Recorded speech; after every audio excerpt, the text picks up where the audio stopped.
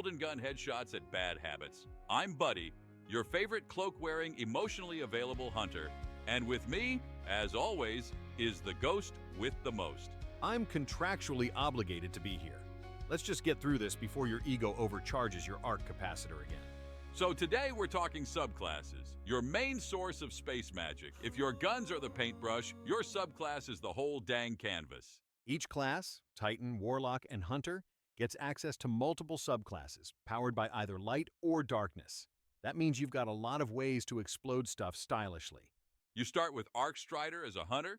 Cool. Later, you'll unlock Solar Void and even Strand and Stasis. Each one's got its own super, grenades, melee abilities, and movement tech. Arc, movement speed, lightning punches for those of us who like breakdancing with death. Solar, healing, burning, explosions, for when you want to be flashy and supportive. Void suppression, invisibility, and devouring health like a hive worm on cheat day.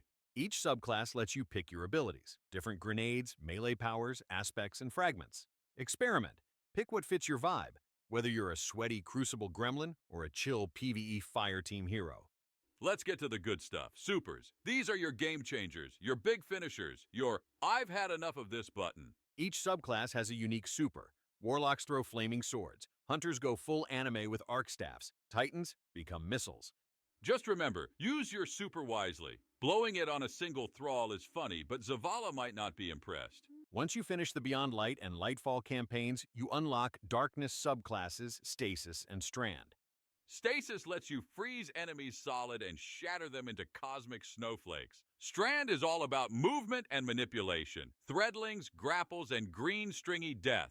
With Strand, hunters swing like space Spider-Men, warlocks get minions, titans become wrecking balls with ropes. It's amazing. Hey, buddy, I don't know which subclass to stick with. I like all of them. Help? First of all, great problem to have. Try them all. Running solo? Void's great for survivability. Playing support? Solar's your healing hero. Need burst damage? Arc or Strand is Chef's kiss. Feeling edgy? Go Stasis and freeze your problems. Or build around your playstyle. Aggressive, Arc, Sneaky, Void, Tactical, Strand, Annoying, Stasis. Some hot tips before you dive into the subclass buffet. 1. Don't super into a wall. Trust me. 2. Don't pop your solar healing super and then run away from your team. 3. Strand grapples are not a substitute for intelligence. And don't forget to equip fragments and aspects. Your subclass is modular. Use that customization. All right, Guardians, next time you're charging your super, remember, it's not just about damage, it's about style. Space magic style. Next episode, loadouts, weapons, and whatnot to bring into the Crucible. This has been Lighted Up, the Kinderguardian Survival Guide. Keep it flashy, keep it charged, and remember, friends don't let friends Nova bomb air.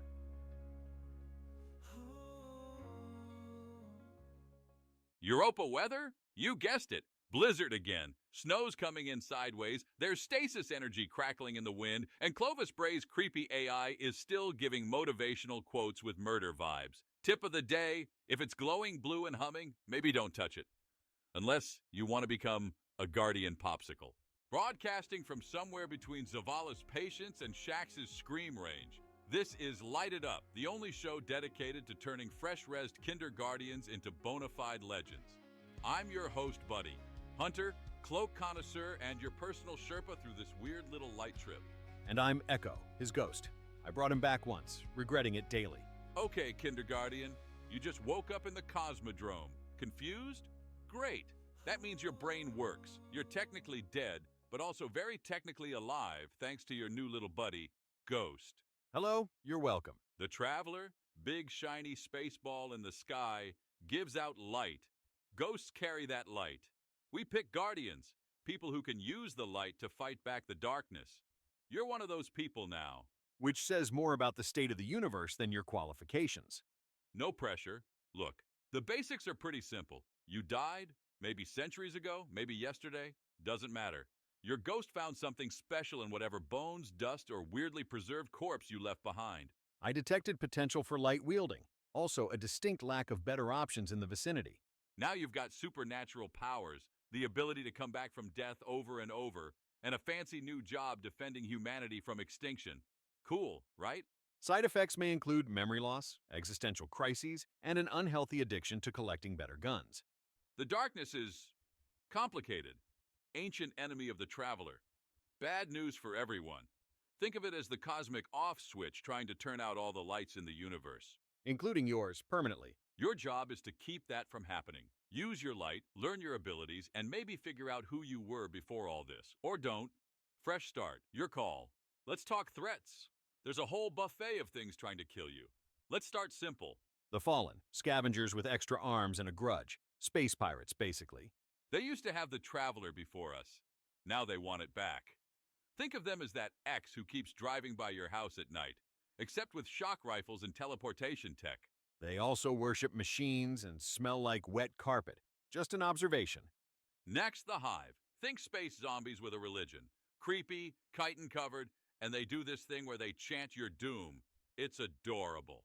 They worship giant worm gods and believe killing makes them stronger, which technically it does, so points for honesty.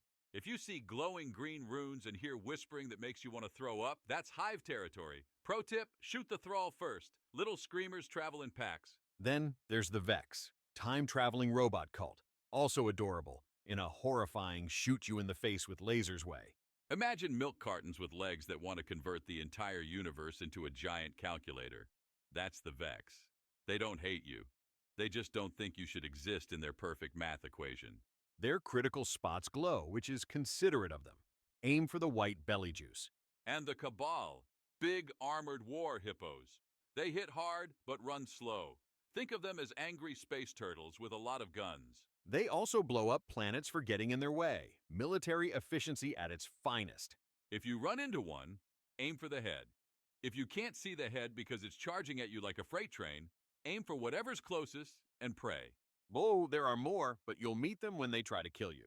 Spoilers. Worth noting that sometimes these factions fight each other. Feel free to watch and take notes, or join in. Nothing brings enemies together like a guardian with a grenade. Oh, and if you see anything that looks like a taken human crossed with an oil spill and bad dreams, run. That's probably Taken or Scorn. We'll cover those in the advanced class. Right after How Not to Fall Off Cliffs 101. Once you've made it through your first firefight without dropping your gun, you'll end up in the tower. That's HQ, home, shopping mall, social experiment. The last standing safe city on Earth, relatively speaking. It's right under the Traveler, so you get that cool view every time you're shopping for new capes, or whatever warlocks and titans wear. Dresses and shoulder pads, I think. Let's introduce your new coworkers. Commander Zavala, Titan, Vanguard leader, voice like a thunderstorm. Take him seriously. He doesn't joke. Ever.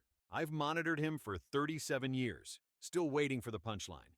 He'll give you missions, stern looks, and occasionally say something in that voice that makes you want to salute and apologize for everything you've ever done wrong. Even stuff you haven't done yet. Ikora Ray, Warlock Vanguard, sees everything, definitely knows what you did in the Crucible. Word of advice, don't challenge her to a Crucible match. There are still scorch marks in places that defy physics from the last Guardian who tried. She once had a reputation for being calm and collected. Then Kate happened. Shax runs the Crucible, loud, encouraging, will yell yes when you throw someone off a cliff. It's inspiring. The helmet stays on, don't ask why, just accept it. He's basically a motivational speaker with access to heavy ammunition. You'll hear him before you see him. Always. Banshee 44, the Tower Gunsmith. Sweet guy, memory's a bit scrambled. The 44 means he's been rebooted 44 times, which is why he might forget your name, your face, or the gun he just handed you 5 minutes ago. But he never forgets how to make something that goes boom. He once gave Buddy the same sidearm 3 times in one day. Buddy didn't correct him. Cade used to be the Hunter Vanguard, but we don't talk about that yet. Moving on. You'll also meet Drifter. He runs Gambit. Sketchy guy, cool coins, probably planning something that'll get us all killed or rich, maybe both. Trust him exactly as far as you can throw him, less if possible. The tower's got vendors for everything. Armor, weapons, ships, sparrows. It's like a mall, but everyone's armed and immortal. What could go wrong? Hey, buddy, what subclass should I pick first? Great question. You're going to start with one of the 3 light subclasses automatically. Most newbies get Arc first. It's electric and zippy. Literally makes you a walking thunderstorm. But don't sweat your starter. You'll unlock them all eventually. Just try not to electrocute yourself. You'd be surprised how many Guardians do. Each energy type has a different vibe. Arc is all about speed and chain lightning. Void's about gravity, suppression, and making things go poof into nothing. Solar brings the heat. You'll be throwing flaming knives or hammers or, becoming a literal phoenix. And then there's the newer stuff, stasis, which is ice-based darkness power. Perfect for freezing enemies, teammates, yourself in embarrassing positions. Hey, that was one time in a Nightfall, but yeah, stasis makes you that guy who accidentally freezes your entire fire team during a boss fight. They'll forgive you. Eventually. Strand makes you feel like an angry puppeteer with cosmic green string. Also dangerous. Bottom line, try them all. Each class handles them differently too. A Titan's Soul Hammer feels nothing like a Hunter's Golden Gun, even though they're both solar. It's all about finding what clicks with you. Or what causes the least friendly fire incidents. Banshee 44's Used Gun Emporium, where every gun comes with 2 questions. How did I get this? And why is it sticky? Come see Banshee today. Just don't ask about the smell. That sidearm he gave me squeaks when I reload it. You named it Squeakers. You refuse to use anything else. It speaks to me. All right. 3 survival rules for every new Guardian. 1. Always reload. Running dry mid-fight is how ghosts get sarcastic. 2. Jump responsibly. Gravity is not your friend. 3. Emote after every win. It sends a message. That message is, I wasted time dancing while my fire team died. Worth it. That's it for episode 1. You're now light-wielding, barely trained, and probably on fire at least once already. But hey, you're ready. The universe is big, dangerous, and full of loot. Just how we like it. Next time, loadouts, fire teams, and what a raid actually is. Spoiler alert, it's not just a kitchen bug spray. Until then, Guardians, light it up. And if it moves and growls, shoot it twice, for safety. And for fun.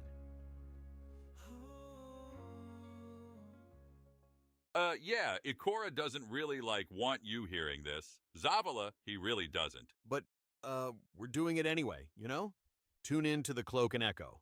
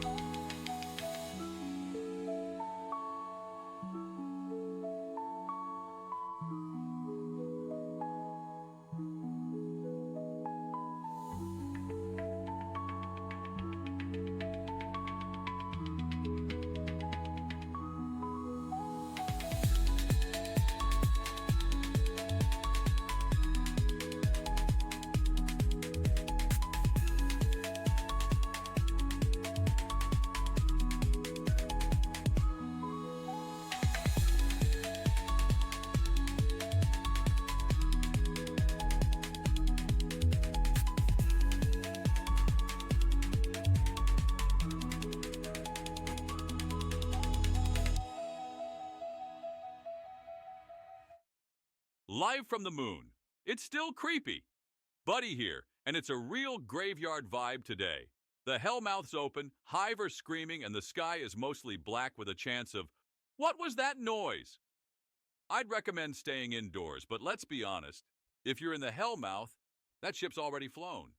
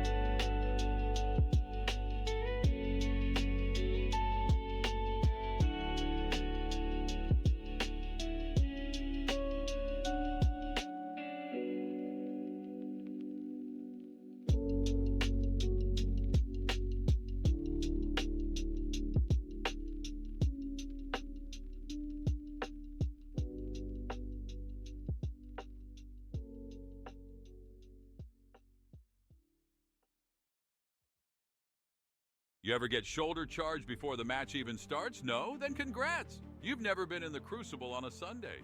I have 47 recordings of you screaming nope mid-match. That's how I dodge supers. Yelling helps with aim. You wouldn't understand. You're just a floating light bulb. A very judgmental floating light bulb, I might add. I am programmed for optimal Guardian performance. Your tactics are suboptimal. Suboptimally effective, maybe. I've seen your combat logs, pal. Plenty of optimal deaths in there. Those were learning experiences, and technically, Guardians cannot permanently die. Oh, so you're saying I'm not learning? Is that what you're saying, Sparky? I am merely pointing out the objective data.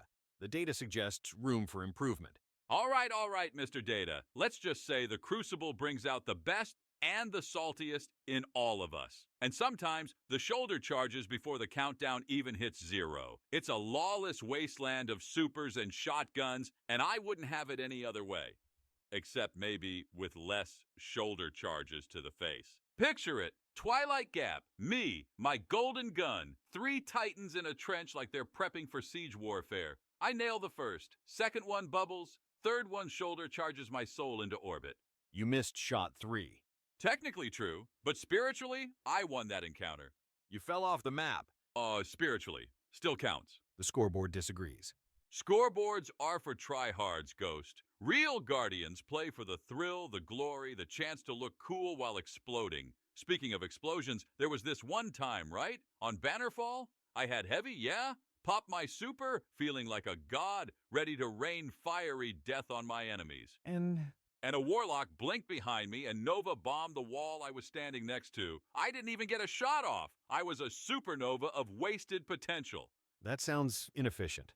Inefficient? It was tragic. But hey, that's the Crucible, right? 1 minute you're the hammer, the next you're a very sparkly nail. You gotta roll with the punches, laugh at the ridiculousness, and maybe, just maybe, learn a thing or two along the way. Or at least look good while failing spectacularly. That's my motto. I believe your motto is YOLO Golden Gun Repeat. Details, details. The point is, Crucible's chaos is what makes it beautiful. It's a learning experience disguised as a frag fest. A symphony of explosions and teabagging. And sometimes, just sometimes, you get that perfect flick shot that makes it all worthwhile. You know, the kind that makes you clip it and watch it 100 times. Why just kill when you can slay? Introducing the Season of Style Crucible collection, featuring cloaks with flare, shaders that blind your enemies, and the new Dawnblade Heals Glimmer Pack. Come dressed to resurrect. She sold me shoes I can't even equip. Still worth it. I'm not even kidding. They look fabulous in my locker. It's an investment, all right.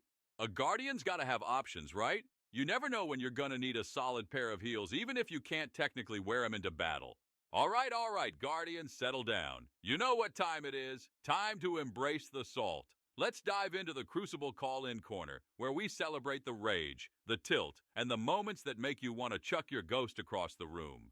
Yo, buddy, heard you were taking rage calls? Listen to this. I was playing Iron Banner, right?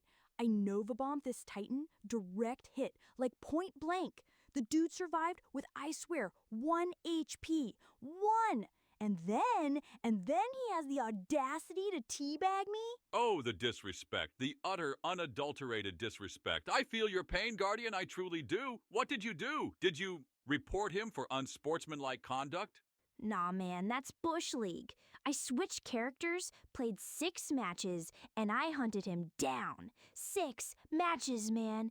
Finally found his sorry self and got my revenge. Justice was emotional. I teabagged him back, times 3, maybe 4. Who's counting? Okay, dedication. I respect the dedication. That's the spirit, folks. Sometimes you got to take matters into your own hands. Or, Nova bomb someone repeatedly until they learn their lesson. Hey, buddy. Long-time listener, first-time caller. Welcome to the show. Lay it on me. So, this happened a while back. I was playing Titan, right? And we were pushing the capture point, and I got a little excited. I went for the Thunder Crash, full send, Oh no, I have a bad feeling about this. Yeah, well, turns out there was a wall. A very, very solid wall. I Thunder Crashed straight into it. Team wiped. We lost the match. I regret nothing. The honesty, I love it. Sometimes the most glorious failures are the most memorable. You became a legend that day, my friend. A legend. Hey, buddy, can you keep this quiet? Sure thing, Guardian. What's the secret shame? I got killed by a glaive while dancing. I wasn't even in combat. I was just emoting near the heavy ammo. Some guy came around the corner, charged up his glaive, and poof. My ghost is still laughing about it. Oh, man, that's rough. That's peak Crucible right there. Crucible rule number 12. If you're emoting, you've already lost. Write that down, folks. Or better yet, just keep dancing. Makes you an easier target. More kills for me. Ha! All right, Guardians, buckle up because we're live from the Jump Ship Arena where sanity goes to die. I thought it already died when you decided to commentate. Hey, anyway, we've got Sparrow Derby mayhem in full swing. Guardians are racing through grenade storms, dodging trip mines, and trying to outrun one very, very angry war beast. And folks, let me tell you, it is glorious. Glorious chaos, maybe. I'm detecting at least 3 violations of the Geneva Convention. Details! Look at that hunter pulling off a mid-air spin while narrowly avoiding a shrieker blast. Poetry in motion, I tell you. Poetry! That hunter just crashed into a wall. Minor setback. He's back in the race. Never give up, Guardians. Never surrender. Lap 2 just opened a rift into the ascendant plane. Several racers have vanished. They died doing what they loved, Ghost. Crashing into scenery with style. And probably screaming. A lot. I am picking up a distress signal from one of the racers. He says he's stuck in a time loop. Ah, sounds like Tuesday. But hold on, folks. We've got a new leader. It's a Titan naturally riding that Sparrow like he stole it. He's heading for the finish line, but oh no. He's been taken out by a rogue interceptor. Courtesy of yours truly. Remote detonation, baby. Never underestimate a hunter's need to cause mayhem. You're disqualified. Worth it, and that, folks, is the Jump Ship Arena, where only the slightly insane survive. Back to you in the studio. In the silence between shots, there is strategy. Is the Crucible too loud for you, Guardian? It is for me. Then get ready for Zen and the Art of War, hosted by Commander Zavala. Learn to find your center while dodging grenades. Each week, Zavala will teach you how to master your mind and your light. Do not confuse meditation with inactivity. Sometimes the greatest action is to do nothing at all. Then, strike. New episodes of Zen and the Art of War drop every Tuesday, sponsored by Dead Orbit Tea. Do not drink Dead Orbit tea. It smells like defeat. Listen, Crucible ain't about winning. It's about surviving, improving, and trying not to cry when someone blade barrages you through a load zone. True growth comes from post-match salt. I used to get mad. Now I get even. Then I get stylish. Then I get booted for inactivity. Then I get mad again. Beat. But that's the loop. Pain makes progress. Rage makes highlights. You have a very specific definition of highlights. Hey, sometimes my highlight is just not getting spawn camped for an entire match. That's a win in my book. You also consider successfully equipping your pants a win. Okay, one time. And those hive runes were tricky. Look, the point is the Crucible throws everything at you. Lag, one-shot snipers, teammates who think they're playing control and survival. You gotta find something to enjoy or you'll just burn out. Like that time you tried to solo a team with just throwing knives? Hey, I got one and looked cool doing it. Style points, Ghost. Style points. You got killed by a Warlock melee. Details, details. The Crucible's a teacher, even when it's punching you in the face. It teaches you how to adapt, how to strategize, and how to swear in 7 different languages. Mostly Hive. Your Hive is terrible. It's evocative. Introducing the Crucible Trash Talk Hotline. Dial 1-800-GET-GOOD and leave a voicemail your killer can't ignore. Yeah, hi, to the Titan who bubble farmed heavy. I sneeze harder than you hit. To the Warlock who danced after 1 kill. Meet me in Elimination. I'll be waiting for you. With a rocket launcher. Hey, this is for the hunter who keeps sniping me from across the map. I just want to say I respect your skill, but I also hate your guts. See you next match? Operators standing by. Bring the salt. Terms and conditions apply. May cause spontaneous combustion in overly sensitive guardians. Is this thing on? To whoever stole my heavy ammo, I hope you trip on a rock and your super gets canceled. The Crucible Trash Talk Hotline, because sometimes a well-placed insult is the best revenge. You're gonna lose. A lot. You're gonna miss shots, get stomped, misclick, fall off ledges, and accidentally super your own ghost. Once. Once? But if you can laugh after the 5th loss, you're already winning. This is the Cloak and Echo, and I'll see you in the Crucible if I don't fall off the map first.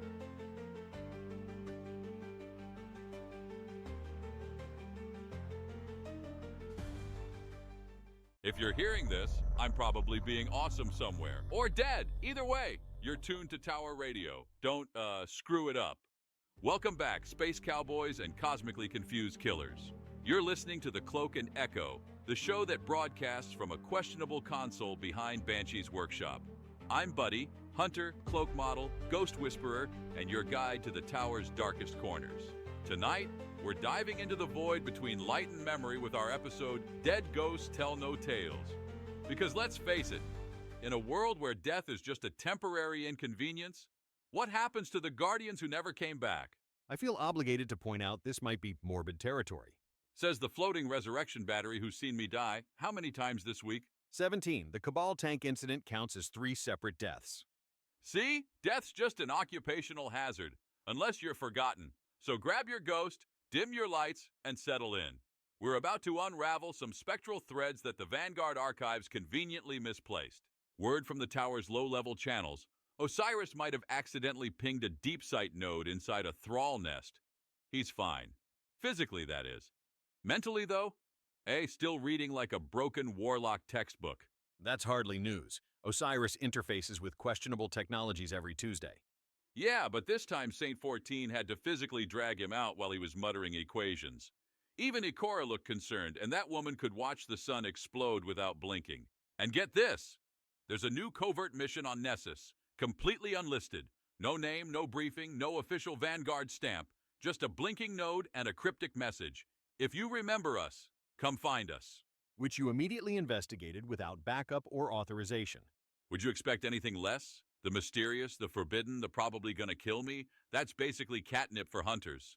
So naturally, I went. Transmatted down to coordinates that weren't even on my nav system. Found an old Golden Age research site, half consumed by Vex architecture. Looked abandoned for centuries. The ambient light readings were unusual, fluctuating in patterns I've never documented before. The whole place felt wrong. You know that feeling when you walk into a room and instantly know something bad happened there? Multiply that by 1,000. And what I found inside wasn't friendly, wasn't alive either, but it remembered being both. Perhaps we should explain what we... Not yet. First, let me tell you what happens when Guardians go missing and nobody bothers to look. because something's happening out there in the dark spaces between missions. Something the Vanguard isn't telling us about. The Cloak and Echo will return after these messages. Balance, focus, discipline. These are the foundations of not just our light, but our bodies as well. Now, downward, dog. My knees don't bend that way, instructor. Then you adapt. Your enemies will not wait for you to find comfort. Neither will this pose. Now, everyone breathe in the essence of the traveler. Hold it, channel it through your solar plexus, and release. Is it normal to feel like my spine is trying to escape my body? That is merely your physical form transcending its limitations. Good. Join Zavala's Sunrise Yoga every morning before the daily reset for guardians who need to stretch more than just their power level. Sponsored by Dead Orbit's Essential Oils. Smell like the end of days, even if you survive them. Available now at Eververse. Use code ORBITNAMASTI for 10% off your first purchase. So I went into that mystery node on Nessus. Alone. You know, classic hunter mistake. But somebody had to check it out, and Vanguard wasn't exactly rushing to investigate. I advised against it, for the record. Yeah, well, somebody's got to make the bad decisions around here. The air was wrong from the moment I transmatted in. Vex Tech completely rusted over. Conversion fluid dried up. Plants growing through milk pools that should have been active. The strangest part? No enemies. None. Not even corpses. Just silence. Like something had swept through and cleaned house. I followed the signal deeper into a chamber the Vex had converted from one of the Exodus ship's old cargo bays. And then I found them. 3 Guardians, burned out, bodies crumpled around a ghost, a Titan still clutching a hand cannon, a Warlock face down in what looked like scan notes, and a Hunter propped against the wall, like they just sat down to rest. Their ghost was flickering, just whispering the same thing over and over. We never left, we never left. The Ghost Core was severely damaged, trapped in a recursive memory loop. I don't know what happened, but someone sent them there and left them. Their tech was pre-Red War. They'd been there for years. Based on decay patterns and ambient Vex temporal interference, I estimate they died approximately 37 months ago. That's not a Vanguard op, that's something else. There was no extraction, no recovery team, just 3 Guardians sent to die.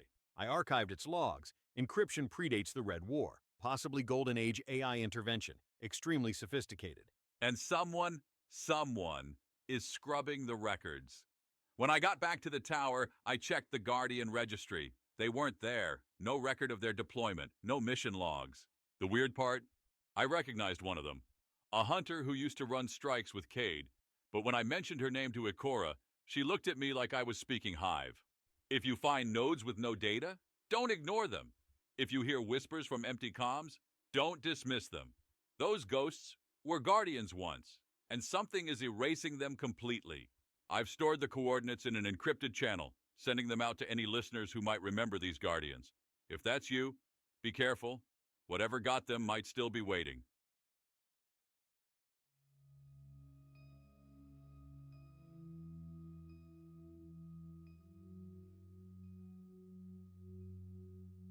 Today's special, Ether fried noodles with genuine Nessus spice. Makes your mouth tingle and your ghost worried. Is it supposed to be glowing? Only the good parts. Try our famous Radiolaria buns. Perfectly safe once solidified. Probably. I'm detecting trace amounts of Vex milk. That can't be legal. And for brave ones, my brother's totally safe fusion core dumplings. Extra spicy. Makes your insides feel like Servitor explosion. This is literally melting my gun. Yes, working as intended. Sign of quality. Elixni Street Eats, now at the Tower Bazaar and Luna Refugee Settlement. Because flavor should be dangerous, and digestion should be an adventure. Medical transmat services sold separately. All right, Space Wanderers, time for my favorite segment, Call In Corner. Tonight's topic, ghost stories. Not the spooky campfire kind, but the actual my floating little light buddy did something weird kind. Lines are open, so don't be shy. First caller, you're live on the Cloak and Echo. What's your ghost story? Hi, I'm a warlock from the Praxic Order. Been around since, well, long enough. I saw my ghost die once. Like, actually die. Wait, what? But you're still here talking to me, so... It was during a hive ritual. They trapped its light, somehow. Took 3 days to reboot. The shell was intact, but whatever makes a ghost, that was gone. When it came back, it wasn't the same. How so? Now it flinches every time I reload a shotgun. Won't go near hive runes. Sometimes I catch it scanning the room while I sleep, like it's looking for threats. Been that way for years. That's trauma, buddy. Get that ghost therapy, or at least a hug. Ghosts carry a lot for us. Maybe we should carry something for them too. Next caller, what's your tale? Designation XO22, Hunter. I was exploring deep in the Cosmodrome in a section that predates the wall. Found a ghost there, shell-cracked, eyed him. Another dead ghost? Not dead, just lost. It was whispering names, a list over and over. None of them were mine, but one matched my old fire team leaders who died in the Red War. Final death, no ghost to bring her back. Was the ghost searching for a guardian? No, it knew these guardians were gone. It was remembering them, like a prayer. What did you do? I sat with it until dawn. Then it just floated away. I tried to follow, but it phased through a wall I couldn't breach. Sometimes I go back, but it's never there. Sometimes the light remembers what we don't. Ghosts carry our history, all the versions of us that died and came back. And maybe the ones who didn't. Anyone else feel like they need a drink? No? Just me then. Let's take our last caller. They're not all yours. I'm sorry, what was that? Some ghosts aren't made by the Traveler. Some are made by us. Well, that wasn't cryptic and terrifying at all. Ghost, did you trace that? Signal origin was everywhere and nowhere, like it was coming from inside our transmission. Perfect, absolutely perfect. This is why I drink Elixni Moonshine. Speaking of cryptic ghost situations, my own little light has been doing some digging, haven't you? I have, and what I found is troubling. More troubling than our mysterious caller? Great, just what my nerves needed. I accessed a forgotten Rasputin subnode last week, titled Echoes of Breach 77. The data was fragmented, but I managed to reconstruct parts of it. And? The data shows multiple Guardian resurrections that were never reported to the Vanguard. Off-books, off-grid. Guardians die and come back all the time. That's our thing. What's weird about that? The ghosts responsible for these resurrections, their light signatures were anomalous. They were different. Their light was synthetic, mixed with Braytech code. You're telling me someone made fake ghosts? Possibly, or corrupted them into something new. The data suggests Clovis Bray was experimenting with light manipulation during the collapse, finding ways to program it. Program the light? That's not possible. And yet, the logs show it happened. These modified ghosts didn't just revive Guardians, they rewrote them. Rewrote? Like what, their memories? More fundamental than that. Personality constructs, decision matrices, free will parameters. The logs refer to it as probability alignment. These Guardians were being nudged towards specific outcomes without knowing it. So they were puppets, thinking they were making their own choices? The line between guided and controlled is very thin. Some entries suggest these Guardians were deployed for field testing, special operations. Many never returned. How many are we talking about? The records show 17 subjects. Only 3 returned to the facility. The others vanished. But here's what's troubling. The program didn't end with the collapse. There are access timestamps from much more recently. Someone's continuing Clovis Bray's work after all this time. The question is who, and how many Guardians out there aren't what they seem? Every month, Zur brings you mysteries, weapons, trinkets, the occasional scream. Subscribe to Zurbox and receive a curated selection of forbidden curios direct from the Nine. Is this... Wait. Is this a severed Cabal tongue? Yes. Last month's box contained a taken particle suspended in amber. Next month, perhaps a fragment of Ahamkara bone. Perhaps a timepiece that ticks backward. The 9 Decree variety. But what am I supposed to do with a Cabal tongue? The possibilities are numerous. Some subscribers report prophetic dreams. Others, spontaneous knowledge of dead languages. Results may vary. Zerbosti, it sees into your soul and ships for free with promo code TentacleFace. Disclaimer, the Vanguard strongly discourages collection of paracausal artifacts. Side effects may include temporal displacement, speaking in riddles, and growing additional eyes. Ghosts. We joke about them. Call them little light bulbs. floating Rubik's Cubes with anxiety, but they're not just our spark plugs. They're not just the machines that bring us back. They remember what we forget. Every death, every life, the names we used to have. And sometimes they carry secrets we were never meant to see. I don't know who sent those guardians to die on Nessus. I don't know why their records are being erased. But I'm gonna find out. Because if we don't keep each other honest out here, if we don't remember the ones who vanished, then we're just playing games while the system burns. Buddy, transmission window closing in 30 seconds. All ready? Fine. All right, Guardians. Time to reload, recharge, and maybe ask Ikora really nicely to let me into her locked archives. Until then, watch your six, hug your ghost, and if you hear a dead signal whispering your name, maybe don't answer. This is Buddy, signing off from the Cloak and Echo, where the frequency's always haunted and the mic is always hot. Darlings, listen up. When the universe is ending for the 5th time, you might as well look fabulous. Tess Everest invites you to Eververse, where style is eternal and shaders are forever out of stock. Glamour, glitter, and gear that sparkles brighter than your ghost's personality. Eververse, because function is boring. You're not supposed to be listening, but here you are. The Cloak and Echo Show on Tower Radio. Breaking.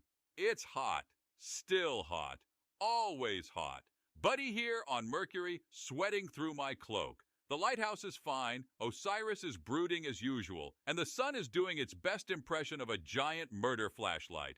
Bonus, the Vex are cranky and time's a lie. Hope you brought SPF 1 million.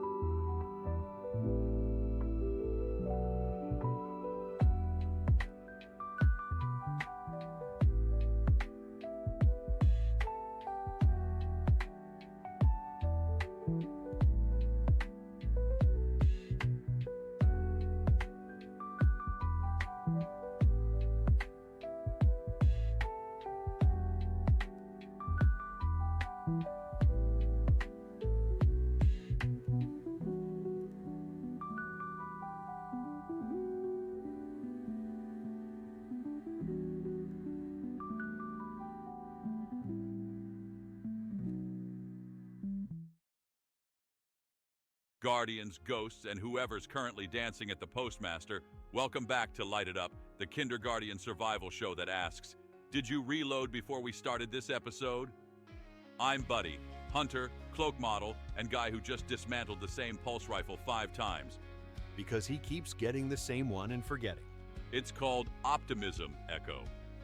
Today we're going to break down everything you need to know about staying alive long enough to become the legend you were resurrected to be. Whether you're fresh off your first resurrection or just trying to figure out which end of a fusion rifle to point at the enemy, we've got you covered. All right, you got guns, great, but you've also got slots, kinetic, energy, power. No, they're not for organizing snacks. Though that would be more helpful for some Guardians I know. Look, I was hungry during that Vex strike. Anyway, let's break this down. Your weapon slots are basically your Guardian's 3 hands. And yes, I know we only have 2 hands. Work with me here. Kinetic weapons go in the first slot. Bullets, arrows, punches with bullets. They don't have an elemental energy, just pure physical damage. Think of them as your reliable workhorses. Like that Kvostov you probably started with. Nothing fancy, just good old-fashioned lead. These are great for taking down enemies without shields or when you just want something dependable. Energy weapons are in slot 2, same as kinetic, but with elemental flair. Think arc, solar, or void. Great for melting enemy shields and showing off at parties.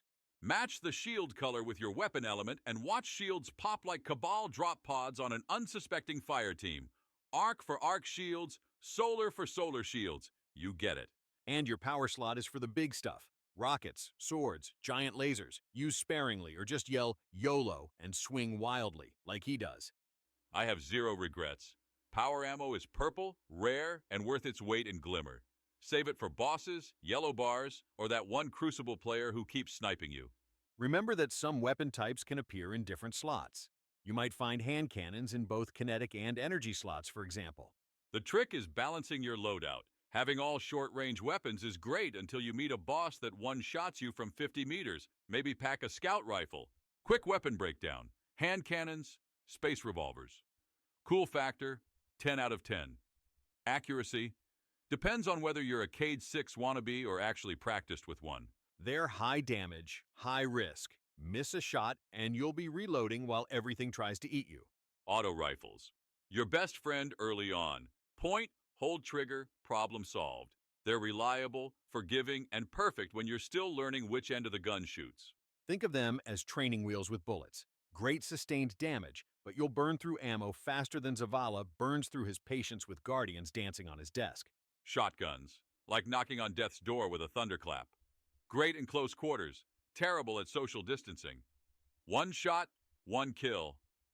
Unless it's a boss, then it's more like 10 shots and run out of ammo. And don't forget SMGs, for when you want an auto rifle but smaller and angrier. Snipers, for picking off enemies from so far away they don't even know you exist yet. And bows, yes, bows. This is a space war, not a Ren fair, and somehow they still work. Don't sleep on bows. They're silent, deadly, and look awesome when you land a headshot midair. Plus, there's something satisfying about taking down an alien war machine with a glorified stick and string. Pulse rifles offer a middle ground, 3-round bursts that balance precision and forgiveness. And fusion rifles charge up before unleashing a burst of energy that can vaporize multiple enemies at once. Bottom line, try everything. That sidearm might seem weak until you're surrounded by Thrall and need something that fires fast. Every weapon has its moment to shine. Let's talk fire teams. This isn't a solo gig, unless you're one of those mysterious hunters who vanishes mid-mission and shows up with loot nobody else found. He's talking about himself. A fire team is 3 players. That's the magic number for Strikes, Gambit, Crucible, and later, Nightfalls. It's like a group project where everyone has rocket launchers and no one wants to do the objective. The trick is learning synergy. Titans put up barricades and punch things that get too close. Warlocks keep everyone alive with healing rifts. Hunters, well, they make everything look good while doing questionable things in the corner. We're tactical scouts. Map exploration is crucial. Is that what you call it when you're off collecting regional chests while your teammates are fighting the boss? I'm providing a valuable service. Those materials don't collect themselves. Fire teams work best when each member understands their role. Titans are your frontline defense, big, bulky, and ready to throw themselves between you and danger. Warlocks are your support class. They'll drop wells, throw healing grenades, and occasionally lecture you about some obscure hive god they read about. And hunters add mobility and precision damage. They'll clear ads, generate orbs, and disappear right before something needs heavy lifting. Exactly. Also, if your team wipes, it's probably the Titan's fault. If you win, it was the hunter. That's just science. And if something weird happens involving space magic no one understands, blame the Warlock. We're used to it. The most important thing about fire teams, though? Communication. Whether it's chat, voice, or just frantically shooting at something important, find ways to coordinate. A disorganized team is just 3 Guardians dying separately. And now it's time for the Tower Mailbag, where we answer your burning questions about loot, shooting, and why Zavala sounds perpetually disappointed. Today's question comes from a brand new Guardian in the EDZ. Hey, buddy. How do I know if a weapon is good? I've got like 12 green ones, and they all look the same. Okay, first, green means common, trash tier. You'll outgrow them faster than a sparrow driven by a Titan. Look for blue, rare, purple, legendary, and eventually gold, exotic. Purples are your bread and butter for most activities. The rarity ladder goes white, green, blue, purple, gold.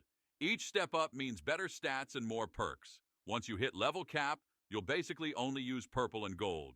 And don't get too attached to anything below legendary. You'll be swapping them out every 5 minutes during the campaign. Also, pay attention to stats, range, stability, reload, and perks.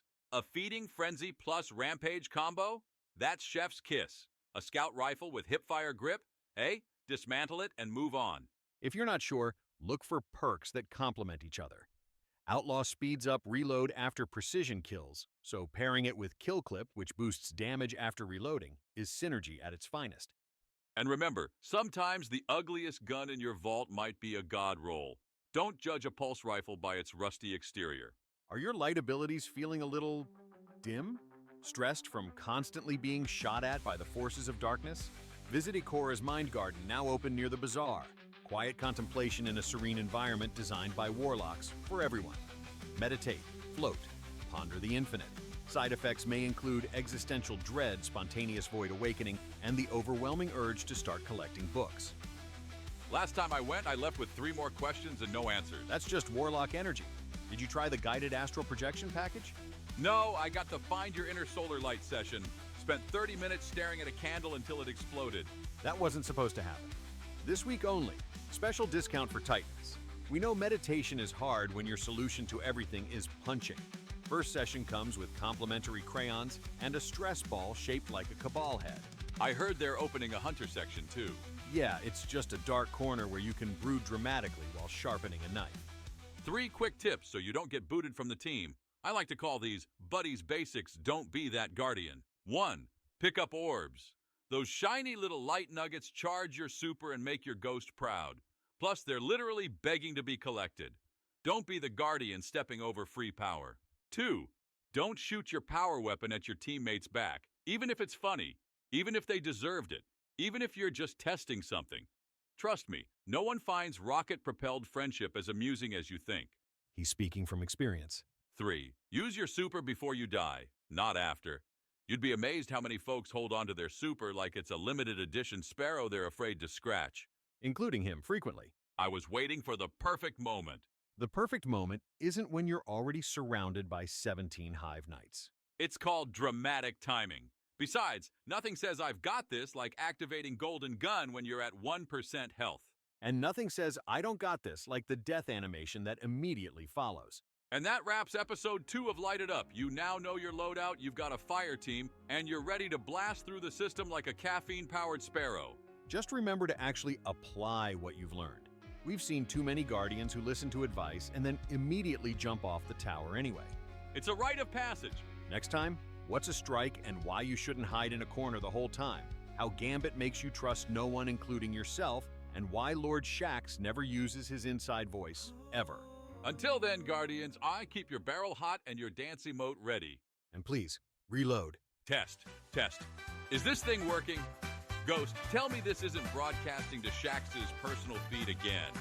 Last time he sent me a recording of him yelling, "Yes!" for 45 minutes straight. I've double-checked the encryption. We're piggybacking on a long-dead Braytech uplink and bouncing it off a derelict Cabal signal tower. Should be safe. Translation: if you're hearing this, congrats! You found the most questionable frequency in the system.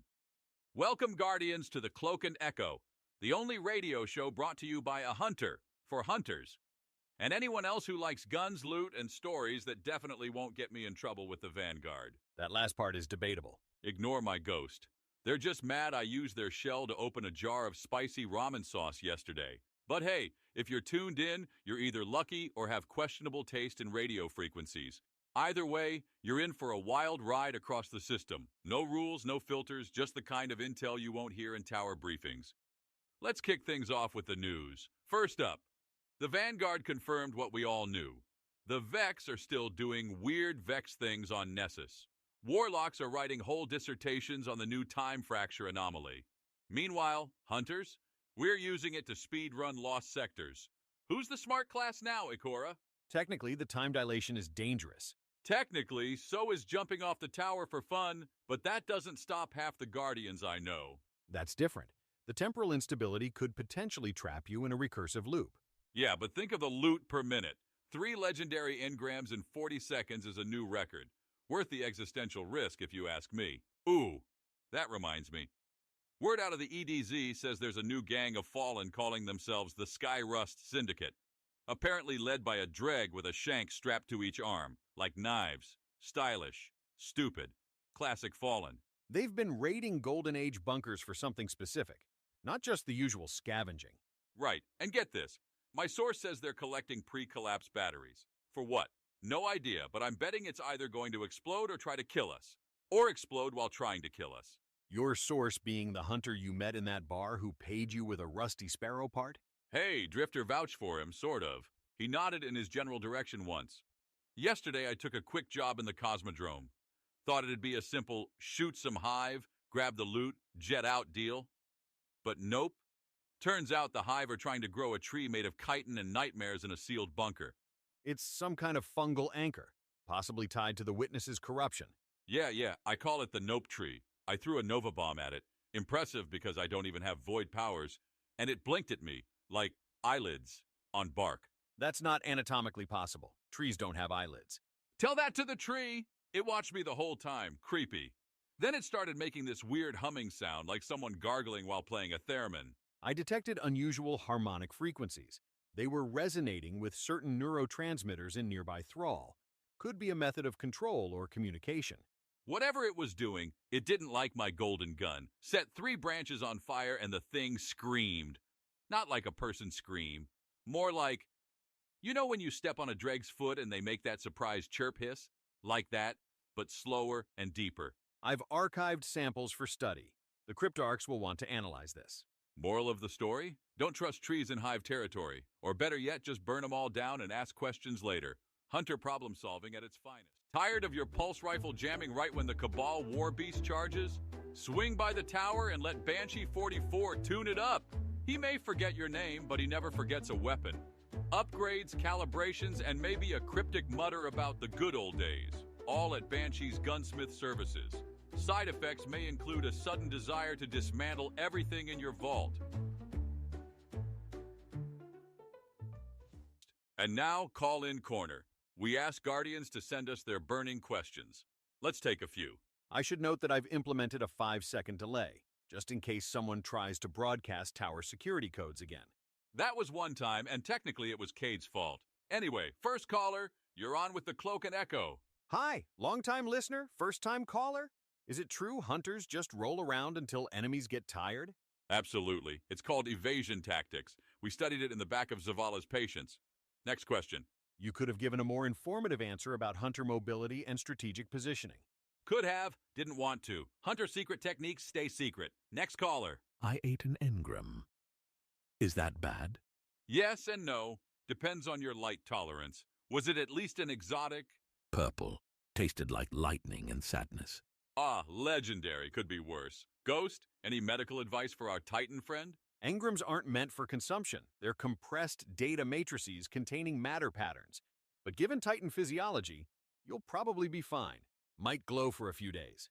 On the bright side, you'll save glimmer on nightlights. Next caller. My ghost keeps judging my fashion choices. Is there a reset button? There is not. Found the sensitive topic. Actually, try complimenting your ghost shell more often. They're vain little things. Says the hunter who spent 3 hours adjusting his cape in the tower yesterday. It's called style, ghost. Something you wouldn't understand with that basic shell. Last caller, make it quick. Any tips for a new hunter in the Crucible? Jump! A lot! Never stop jumping. If Lord Shaxx can still see your feet, you're doing it wrong. And remember, your true opponent isn't the other Guardians, it's gravity. Guardian, you work hard, slaying hive gods, resetting the Crucible leaderboard. Again, you've earned a treat. So head to Eva Levante's booth in the tower. Cookies, candies, and other mysterious baked goods that somehow power your super faster. They're holiday approved and traveler blessed. Don't ask what's in them, just eat them and glow. I've decrypted a data packet. Intercepted Cabal transmissions suggest Empress Kayatl is moving a fleet element back toward Mars. Not open war, but something stirring. You know, I was going to make a joke about Kayatl's massive ships compensating for something, but last time I did that, 3 Cabal interceptors showed up outside my hideout. That wasn't a coincidence. Your comm frequency was compromised. Wait, what? Moving on. The data suggests they're searching for something. Multiple excavation teams, heavy equipment, Psion divination units. Mars already gave us Siva, Rasputin, and those tiny chocolate bars from the Braytech vending machines. What else could they want? Unknown, but these transmissions were heavily encrypted, even for Cabal standards. Sounds like good loot to me. Or certain death. Usually the same thing in our line of work. I'm also detecting unusual Pyramidian energy signatures near their dig sites. This could be related to the Witness. Great, just what we need. More cosmic horror. File that under problems for tomorrow's buddy. Before I go, here's a little wisdom from yours truly. Life as a Guardian's weird. One day, you're punching Hive in the face. The next, you're arguing over who gets the last exotic engram. But we're still here. That's surprisingly profound. I have my moments. Somewhere between my 15th death today and watching a Kinderguardian try to ride a fallen pike backwards, I realized something. That you should be more careful? No. That we're living the strangest, most beautiful second chance the universe has ever seen. I mean, think about it. We died once already. Everything after that, bonus round. You never talk like this around other Guardians. That's because I have a reputation to maintain. Can't let people know there's actual thoughts happening up here. Your secret's safe with the, hundreds of listeners.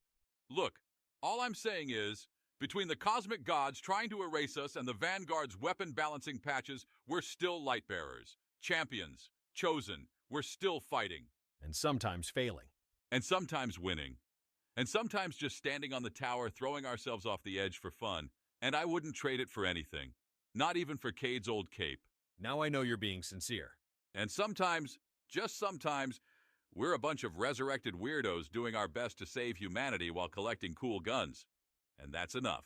This is Buddy, the Guardian, signing off. You've been listening to the Cloak and Echo. Same weird time, same questionable frequency. You actually completed a broadcast without causing an interplanetary incident. I'm impressed. The night is still young, Ghost. Don't jinx it. The encryption is dropping. We should wrap this up. Right. Until next time, Guardians, keep your cloaks dry, your knives sharp, and your excuses ready for when Zavala asks where you've been. Speaking of which, there's a message from the Vanguard about an unauthorized Sparrow requisition. And for anyone from the tower listening, I definitely didn't steal that Sparrow. Mostly. Here we go again. Darlings, listen up. When the universe is ending for the 5th time, you might as well look fabulous. Tess Everest invites you to Eververse, where style is eternal and shaders are forever out of stock. Glamour, glitter, and gear that sparkles brighter than your ghost's personality. Eververse, because function is boring. Tower radio, huh? Well, let's get weird, Guardians.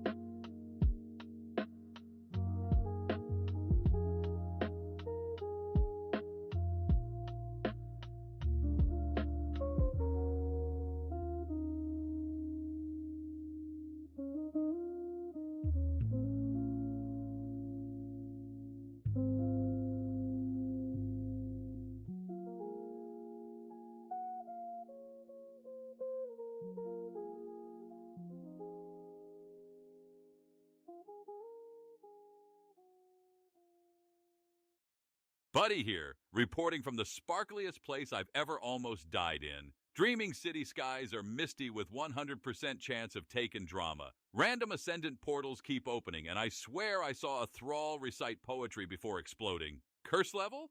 Moderate but climbing mood? Ethereal with a side of, I think the trees are judging me.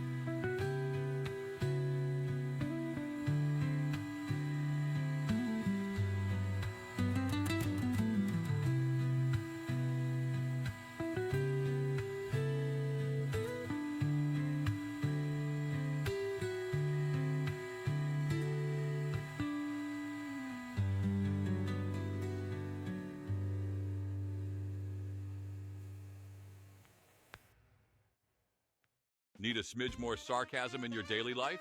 Well, good news! You can now bring home your very own fail-safe AI companion. She comes with both cheerful and passive-aggressive modes to keep things interesting. She'll helpfully remind you to reload your weapon, monitor your health levels, and of course, question every life choice you've ever made, just like the authentic fail-safe experience. Pick one up today, available exclusively on Nessus. But fair warning, may cause unexpected bouts of existential dread. Tower forecast. Surprisingly chill today. We got clear skies, light breeze, and Zavala's out watering his bonsai again. Shax is on his 7th Crucible announcement of the morning. So if you hear yelling, it's just a Tuesday. Take a break, kick back, and maybe don't lean too close to the ramen shop's grill. Learned that the hard way.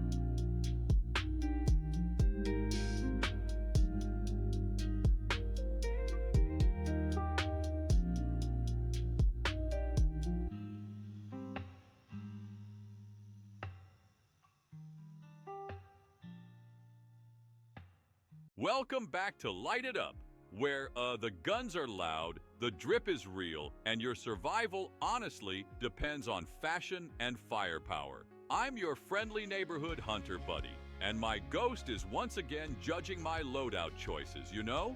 I judge everything you do, but yes, especially when you bring a blue rarity scout rifle into a nightfall.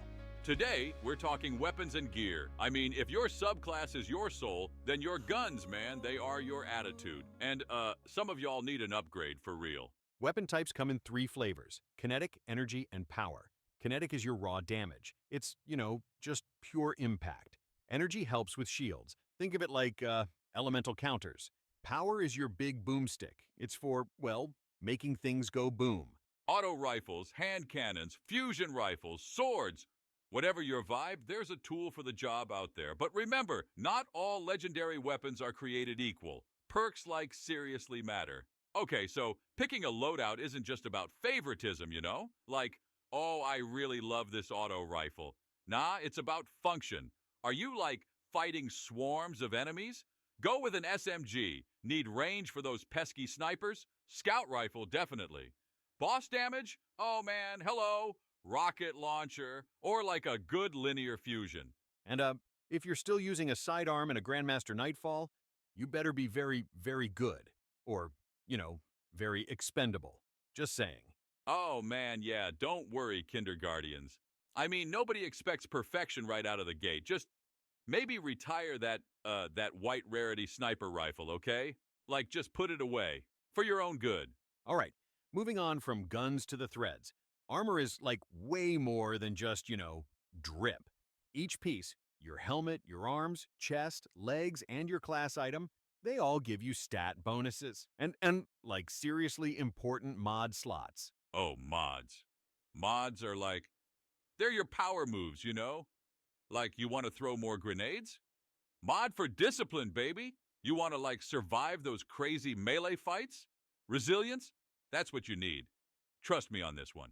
And, I mean, if you're still wearing the armor from the Cosmodrome tutorial, we seriously need to talk. I'm just putting that out there. Yeah, no, seriously. But hey, the good news is you can infuse better gear into your favorite armor piece. So yeah, you can totally look good and still hit like a freight train. Or, a Titan Punch. So, you found a fancy legendary weapon. Cool, but does it have the right perks? Perks are everything, though. Seriously. A hand cannon with Rampage and Outlaw? Excellent. One with Hipfire Grip and Eye of the Storm? Maybe not so much, you know? Yeah, and watch out for God rolls.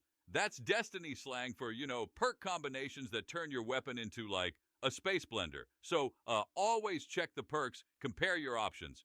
Don't just equip whatever has the biggest number, okay? Okay, so, a really good loadout, it has synergy. It's not just a collection of random cool stuff. If your subclass supports grenades, then duh, you should run armor and weapons that boost grenade regen. It just makes sense, right? Totally, dude. It's all about creating a whole vibe, you know? For example, a Void Hunter with a glaive? That's like a stealthy menace. You're punching and blocking, going invisible, dropping smoke bombs. It all just clicks. or like a solar warlock with a fusion rifle, total radiant support, you're healing your team, creating witherhorde puddles, and just generally being awesome. And oh man, an Arc Titan with a shotgun? That's like a kinetic freight train. You're punching everything, shoulder charging through rooms, and just like getting right in their face. It's glorious. Listen, I totally get it. You want to look cool. You want to have that perfect shader, those cool-looking boots. But if your super fashionable chest plate has trash stats, you're just going to die looking, really fly, and that's not helpful for anyone. Indeed. And there's really no excuse anymore, buddy. Transmog exists. You can make any armor piece look like what you want and still use high-stat pieces underneath. So, wear that ugly but powerful chest piece and make it look like your favorite one. Yeah, that means no more excuses, Kindergardians. Stop blaming your ugly boots when you get wiped in the raid. Fashion and function, Guardians. That's the only way to go. So yeah, that's a wrap on loadouts, loot, and looking like a legend. Next episode, we're gonna totally take you into the Crucible, where friendships kind of go to die and respawns happen super fast. Light It Up will not be held responsible for Crucible-induced emotional damage. So, until next time, Kindergardians, remember to aim for the head, stay super flashy, and may your rolls be extra spicy. Buddy in the Cloud, here's your Neomuna vibe check. Light drizzle of digital fog, couple Vex wandering around like confused tourists, and Cloud Striders doing cool flips off buildings. Standard stuff. Visibility's decent, unless you're in the Vex zone, in which case, good luck. Keep your ghosts close and your Synthwave playlist closer. You're locked on to Tower Radio and tuned to Cloak and Echo. If it's, off the record, we've got the file.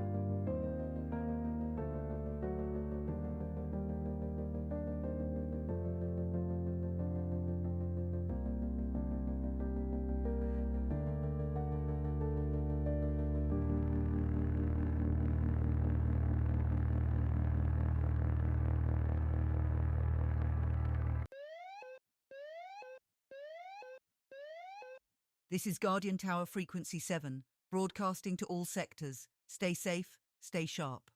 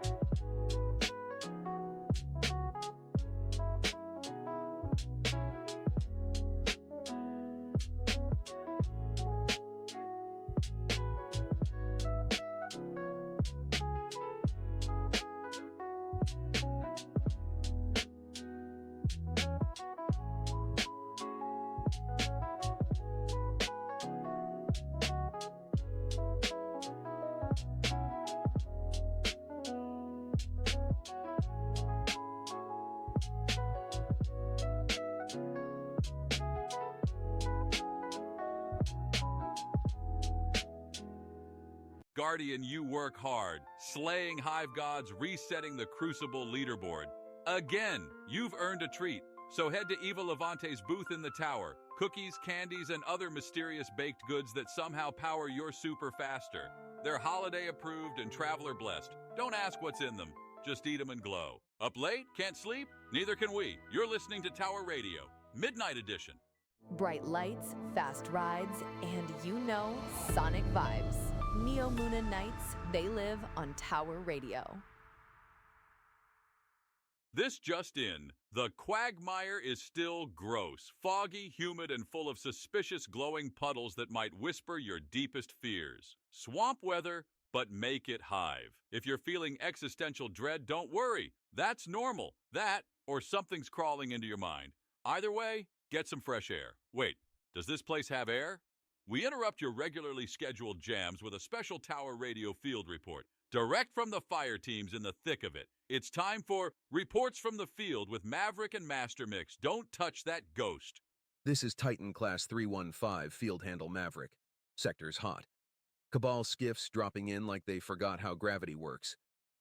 Yo, yo, Guardians, it's your boy Master Mix, coming at you live from the crater, formerly known as Firebase IO. No, wait, it's still Firebase IO. It just has more craters, compliments of yours truly, and a spicy Nova Bomb. You also hit our Sparrow. Collateral damage builds character. You're welcome. You owe me a new Sparrow. Fine. I'll name a track after you on the next mixtape. Crush Chassis Blues, Maverick's Lament. Not funny. All right, quick tactical update. We're seeing increased Cabal signal chatter, possible mobilization of a new Shadow Legion splinter cell. Something about Project Gravemind sounded spooky. They're up to something stupid, and it's our job to stop it. So we did. Mostly. Shout out to our ghosts for stitching us back together after that Thresher decided to cosplay as a meteor. Tactical note. Guardian Resurrection still painful. Would not recommend. Anyway, we're heading back to the tower for debrief, cooldown, and maybe, just maybe, I'll drop a new beat I made from Intercepted Cabal Radio Static. It slaps. This is Maverick. Field report concluded. Stay sharp. Stay alive. Punch something. This is Master Mix. Remember, if the beat's thumping, your light's pumping. Peace, love, and precision Nova Bombs. Well, there you have it. Explosions, mixtapes, and a whole lot of sarcasm. That's Reports from the Field, only on Tower Radio. We'll be right back after a word from our sponsor, Synthweave Solutions. When your fashion has to survive a firefight.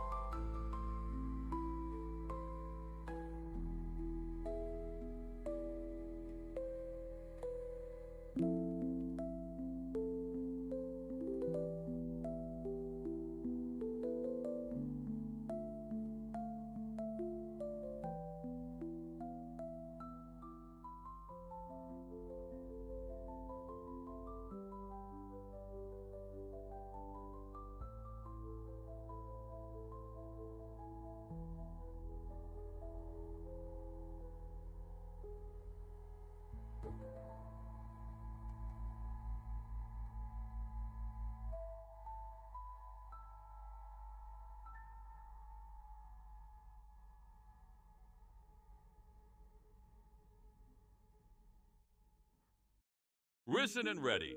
Every frequency, every fire team, Tower Radio, you know, stay sharp out there. You're tuned into Tower Radio. Light on, volume up. Broadcasting straight from the last city, this is Tower Radio. Loud, proud, light-powered. Welcome back, light lovers and loot hoarders. You're listening to Buddy's Call-In Corner, the only show where the guidance is Guardian approved, but the judgment entirely mine. I'm Buddy, Hunter, Heartbreaker, and part-time Crucible Menace. And I'm Echo, the only reason this show hasn't been banned by Zavala yet. Give it time. Hey, buddy. This is Prism 6 from the moon. So I've been bonding with another Guardian's ghost. They're super chatty, really into Golden Age tech.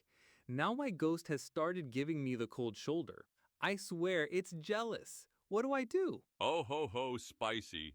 You're in a full-on ghost love triangle. Okay, Prism. First of all, communication. Sit your ghost down or float it down and talk it out. Remind them they're your ride or die, but maybe don't gush too much about the other ghost shell mods. Ghosts don't get jealous, we get protective.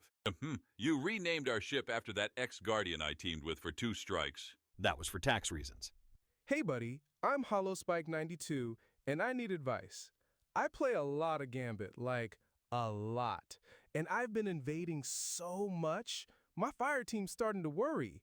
They say I get this look in my eye. One Titan said I whispered, "Give me your motes," in my sleep. Do I need help? Yes, but also no. See, Gambit does things to a person. One minute you're banking motes, the next you're cackling in the shadows with a truth launcher and a grudge. My advice, take a break. Do a lost sector. Pet a dog in the tower. Reconnect with the light before you become the Drifter's new favorite in turn. Maybe don't accept any strange coins if he offers them. Unless you're into Eldritch side gigs, then go nuts. Hey, my name's Flint, and look, this is embarrassing. I may have sent a very detailed love letter to Commander Zavala. Problem is, I meant to send it to Saint 14. Do I fess up or move to Europa and assume a new identity? Oh, buddy, you flew too close to the light. First, props on aiming high. Both Zavala and Saint are top-tier Guardian crush material.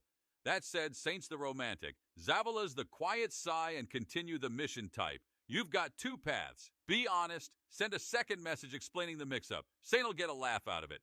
And Zavala, hey, maybe he needed a little ego boost. Or become a cryptarch. Vanish into paperwork. Let it fade like a lost shader. I vote honesty. We've all sent a message to the wrong recipient before. Yeah, but mine was a crucible taunt to Ikora. Still can't look her in the eye. Another episode, another pile of weird, wonderful Guardian problems. We love to hear them. Whether your ghost is sulking, your heart's confused, or your KD ratio needs therapy, we're here. Send us a voice message, text ping, or just yell across the tower. towerradiofm@gmail.com. And trouble finds me back. Catch you next time, Guardians. Stay sharp, stay strange, and don't trust a smiling dreg. You've been listening to Buddy's Call-In Corner, only on Tower Radio 7.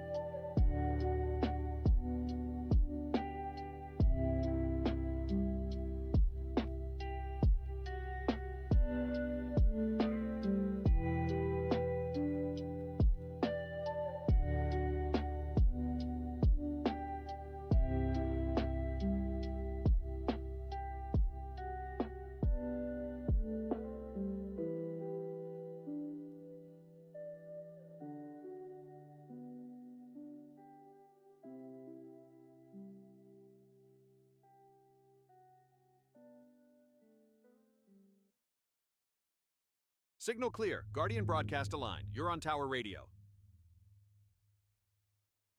They hear you, always, even here on Tower Radio.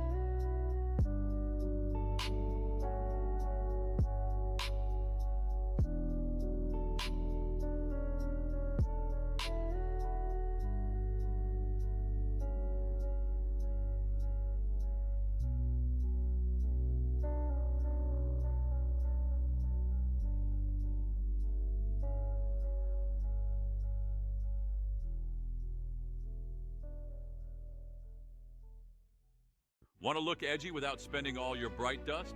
Come on down to Dredgen's Discount Cloaks. We got cowls, hoods, and enough black leather to make a hunter cry tears of cool. Worn by rogues, fashionistas, and drifter types alike. Mention this ad and get a free ghost shell.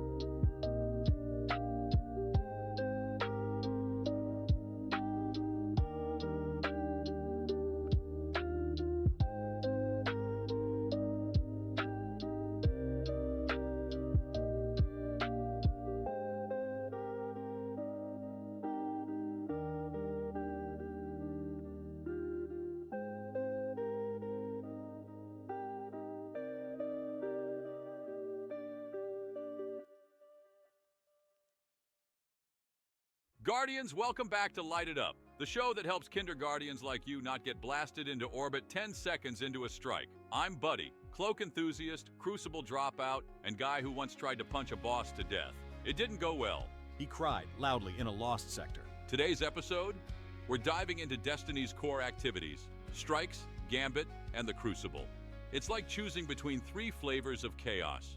Whether you're just getting your light legs or trying to figure out which activity won't completely destroy your confidence, we've got you covered. All right, strikes.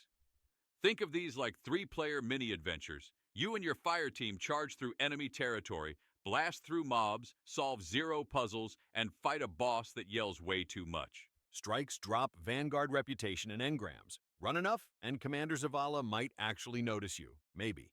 You'll shoot through fallen bunkers, hive tunnels, taking wormholes, whatever it takes. Just don't go AFK. We can all tell when you're hiding behind a rock eating ramen. The Strike playlist is your training ground. Most experienced Guardians can run these in their sleep, so don't panic if your teammates are sprinting ahead like they're in a race. Pro tip, match your fire team's pace. Too slow, and you'll miss all the action. Too fast, and suddenly you're alone with 12 Cabal gladiators asking about your insurance policy. Each strike has its own mechanics. Some have shield generators you need to destroy. Others have orbs to carry. Most just involve shooting things until they stop moving. And then there are Nightfall strikes. Same missions but cranked up to why am I doing this to myself difficulty. Better rewards though. Nightfalls have modifiers that can either help or seriously hurt you, like Grounded, where jumping deals extra damage to you, or Blackout, where enemies can basically one-shot you in melee. Strike etiquette is simple. Revive teammates, share heavy ammo, and please use your super. I've seen Guardians save their super for the entire strike like it's a collectible item. It recharges. That's literally the point. Oh, and champions. Some strikes have these super-powered enemies that need specific weapon mods to stun. Don't be that Guardian using a regular hand cannon against an unstoppable ogre. You'll just make it angry. If you're new, just follow the veteran's lead. Watch what they shoot, where they go, and maybe don't stand directly in front of them when they have a rocket launcher. Most importantly, strikes are the perfect place to practice your builds, test new weapons, and get comfortable with the flow of combat before you try harder content. Or before real Guardians see you play. Hey, we're all real Guardians here. Some of us just die more creatively than others. Next up, Gambit. Half of it is shooting aliens, the other half questioning your friendships. Here's how it works. Kill enemies, collect motes, bank them, summon a big bad. Try not to get gunned down by an invading warlock with a Nova bomb the size of Europa. Gambit's basically 2 teams racing to summon and defeat a primeval boss first. The twist, you can send blockers to mess with the other team and even invade their side for some Guardian-on-Guardian violence. When you kill enemies, they drop these glowing triangles called motes. Pick them up, don't die while holding them all, and bank them in the central terminal. Banking different amounts gives different rewards. 5 motes sends a small blocker, 10 motes a medium, and 15 sends a large one that'll make the other team hate their life choices. Blockers prevent the enemy team from banking until they're destroyed. They also drain motes from the enemy bank if left alive. Double trouble.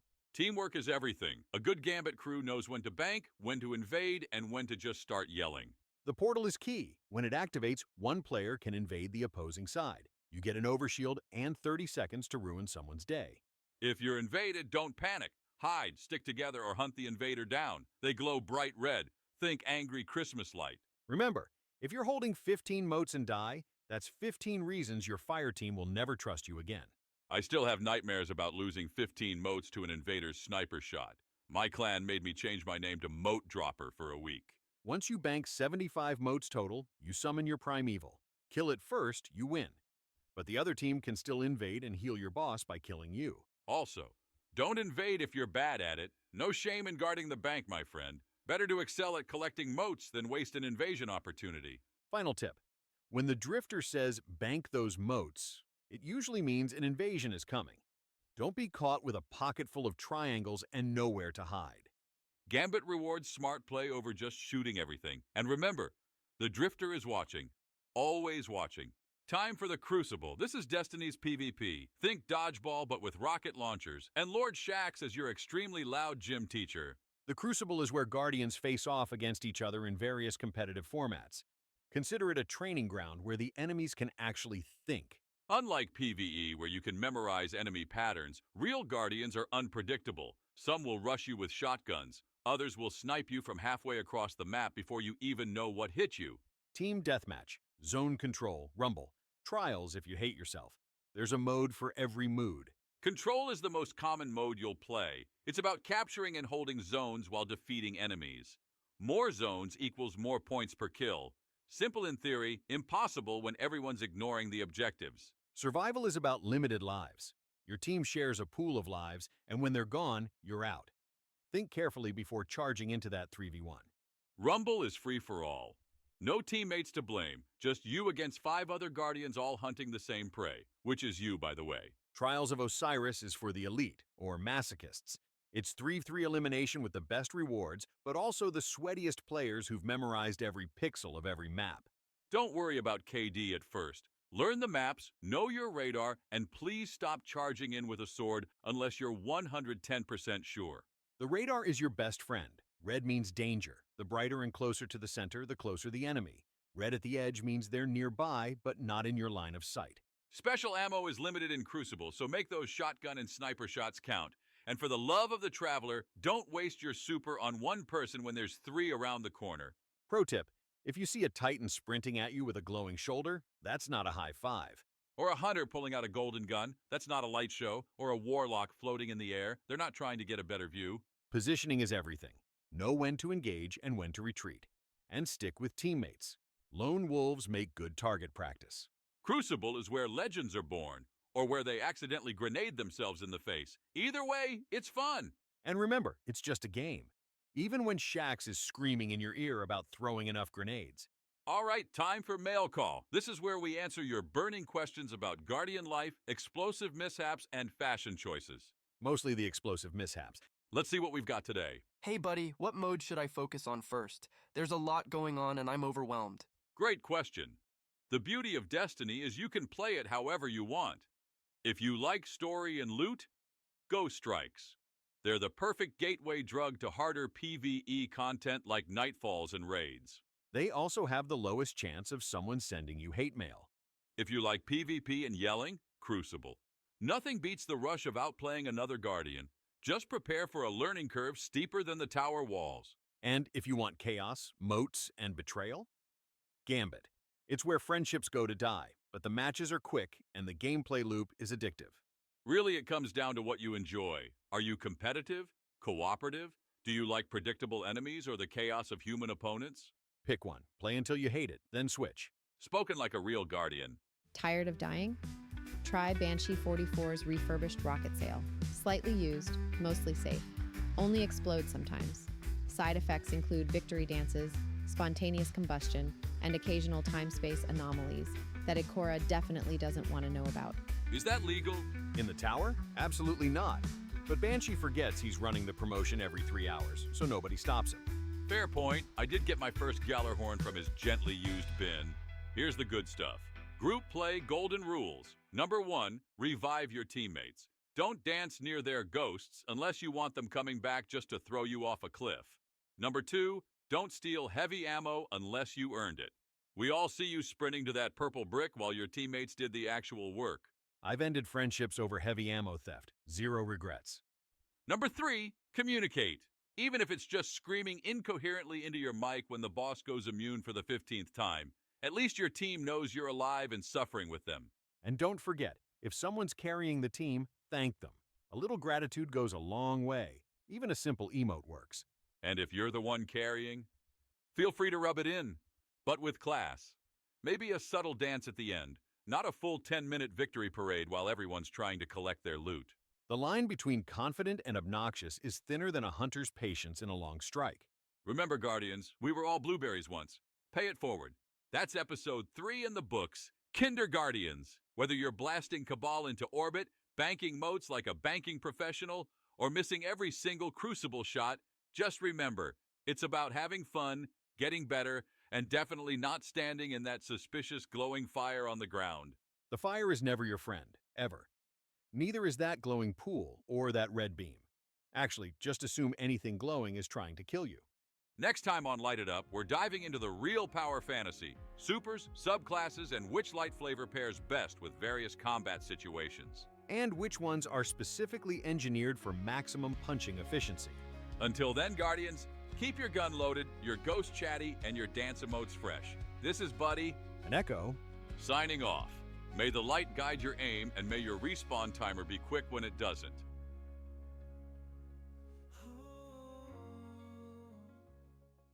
The tower is still standing. The people are still dancing. Tower Radio, turn it up.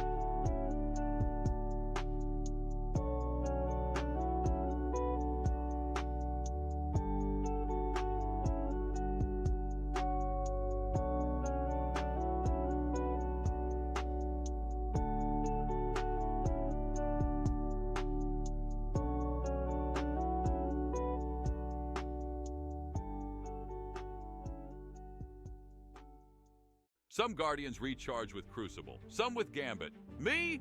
I do my best work sitting in a ramen shop, boots off, ghost muted, watching two Titans argue about whose knees are more tactical. They were comparing thigh armor. Exactly. Tactical thighs. See, that's the kind of stuff you miss out on, Ghost, when you're too busy scanning planetary anomalies or, saving the universe. Someone has to do it. Oh, I know. And I appreciate it. I do. It's just, sometimes I think we get so caught up in the big picture, we forget to appreciate the little things, like the subtle art of Titan trash talk, or the way the light hits the traveler just right in the morning, or the smell of fresh synth ramen. You're incorrigible. Hey, I'm just saying, a Guardian's gotta have balance. You can't just be all explosions and heroic poses all the time. You gotta have a little downtime, a little tower time, Soak it all in, observe, judge, maybe steal a fry or two when no one's looking. You feel me? I'm detecting a significant drop in your light levels when you're not actively engaged in combat.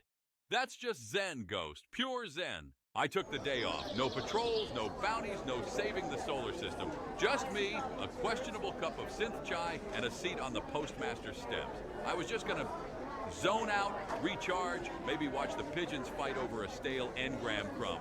Guardian stuff. You spent an hour staring at the wall. Yeah, it stares back. Real meditative. Makes you think, All those layers of history, all those battles. You were asleep. Exactly. Dream meditation, advanced technique, very Hunter.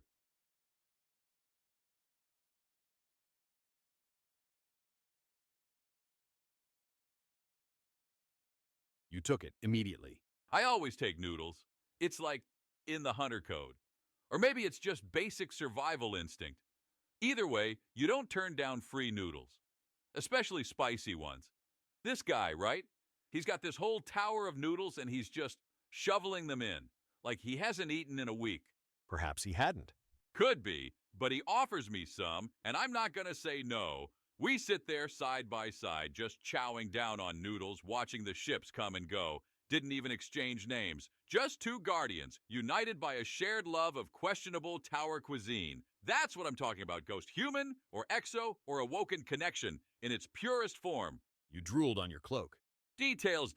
The point is, it was a perfect day off until, well, Have you left 999 shader bundles in my inventory? I am not a hoarder. You are. Cleanse yourself. Tower Storage Solutions by Kadai 5530. Tired of juggling planetary materials and obsolete weapons? Yes, I am, and so should you. Ask about our new Glimmer Vaults and Engram compression services. Claim your items, or I will repurpose them efficiently. There's this one bench in the tower. The one by the ramen stand. Sit there long enough and someone will spill their entire fire team drama. I call it the gossip bench. Ha. Last week, someone confessed to dismantling their clan founder's exotic boots. That's war, Ghost. Pure, unadulterated war. What can I say? And today? What sort of terrible behavior have Guardians stooped to today? Someone faked a disconnect to avoid doing nightfall. I respect it, honestly. We've all been there, right? Oh, also overheard. Ikora might be starting a book club. No! Yeah, let that sink in. The Hidden Reading Romance Novels. The Cabal Who Loved Me. Ooh, that's a good title. I'd read that. 5 stars. Would read. Definitely would read. Maybe I could get an early copy, through sources. Hobbies. Yeah, Guardians have them. What else are we going to do with all this free time, eh? Besides saving the world, of course. I'm still waiting for you to take up knitting. Ugh. Don't push it. Anyway, some Titans brew tea in their bubble. Yeah, I've seen it. Earl Grey, very civilized. Warlocks, they paint Nova bombs. Like, on canvases? I don't know the details, but it's a thing. It's therapeutic. Is it? Well, me? I build tiny ships out of gunsmith scrap. You glued a fusion core to a mug and called it art. Modern art, Ghost. It exploded in a meaningful way, didn't it? It was supposed to be abstract. Exhibit A, see? That was from your latest art piece. Also been trying tower parkour. Climb up, jump across banners, land behind shacks without alerting his voice lines. Almost got it last week, He shouted anyway. Always does. One day I'll win. I just gotta be quieter, like a shadow. A really stylish parkouring shadow. Guardian, are you feeling uninspired? Do your enemies laugh at your weakness? Motivation from the mouth of the Crucible. Lord Shax's motivation tapes. Get up, engage, throw more grenades, then super slam your fears and win. Now available in cassette, engram, and tower loudspeaker format. Side effects may include increased confidence, excessive yelling, and an uncontrollable urge to throw grenades. In weird tower sightings, a hunter petting a baby hive. Wait, really? A baby hive? Like a thrall-sized thrall? Smaller. Kind of cute, actually. Had like these big, buggy eyes. Huh, unexpected. Yeah, then there was this cloaked warlock selling crystals labeled moon juice. Moon juice? I hope no one actually bought that. Claims it enhances your paracausal perception. Definitely snake oil. Oh, and a titan who saluted every engram that dropped. Really? That's dedicated. I'm thinking maybe a little too dedicated. Maybe their ghost was offline? Nah, just polite. I don't know, feels like a glitch in the Matrix. Okay. How about this? I saw Saint 14 racing a kid in the courtyard. Saint 14? Racing? Who won?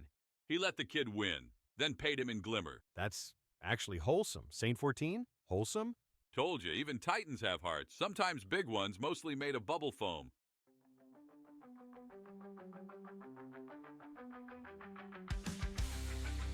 Amanda Holliday's Spa Garage. Oil changes include free foot rubs.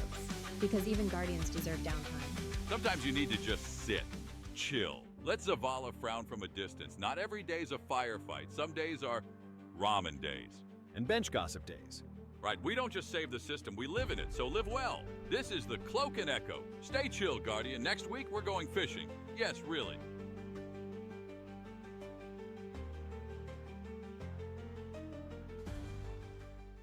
Hey, Guardians. Welcome back to Tower Radio 7, and you're just in time for Buddy's Call-In Corner, the only segment where we answer your questions with charm, wit, and zero warlock approval.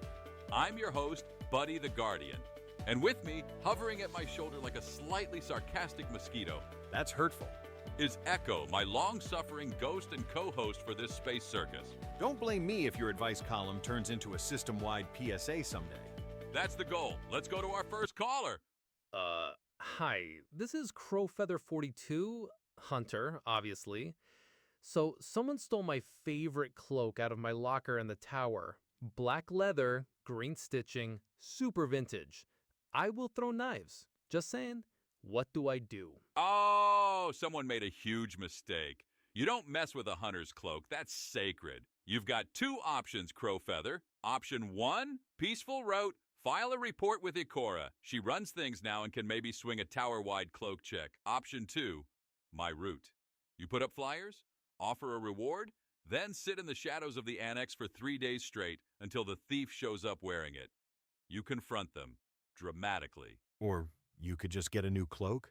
No! The bond between a hunter and their cloak is deeper than warlock lore. Justice must be served. Hey, buddy. Name's Zella, Titan main. I think I've got a crush on my fire team's warlock.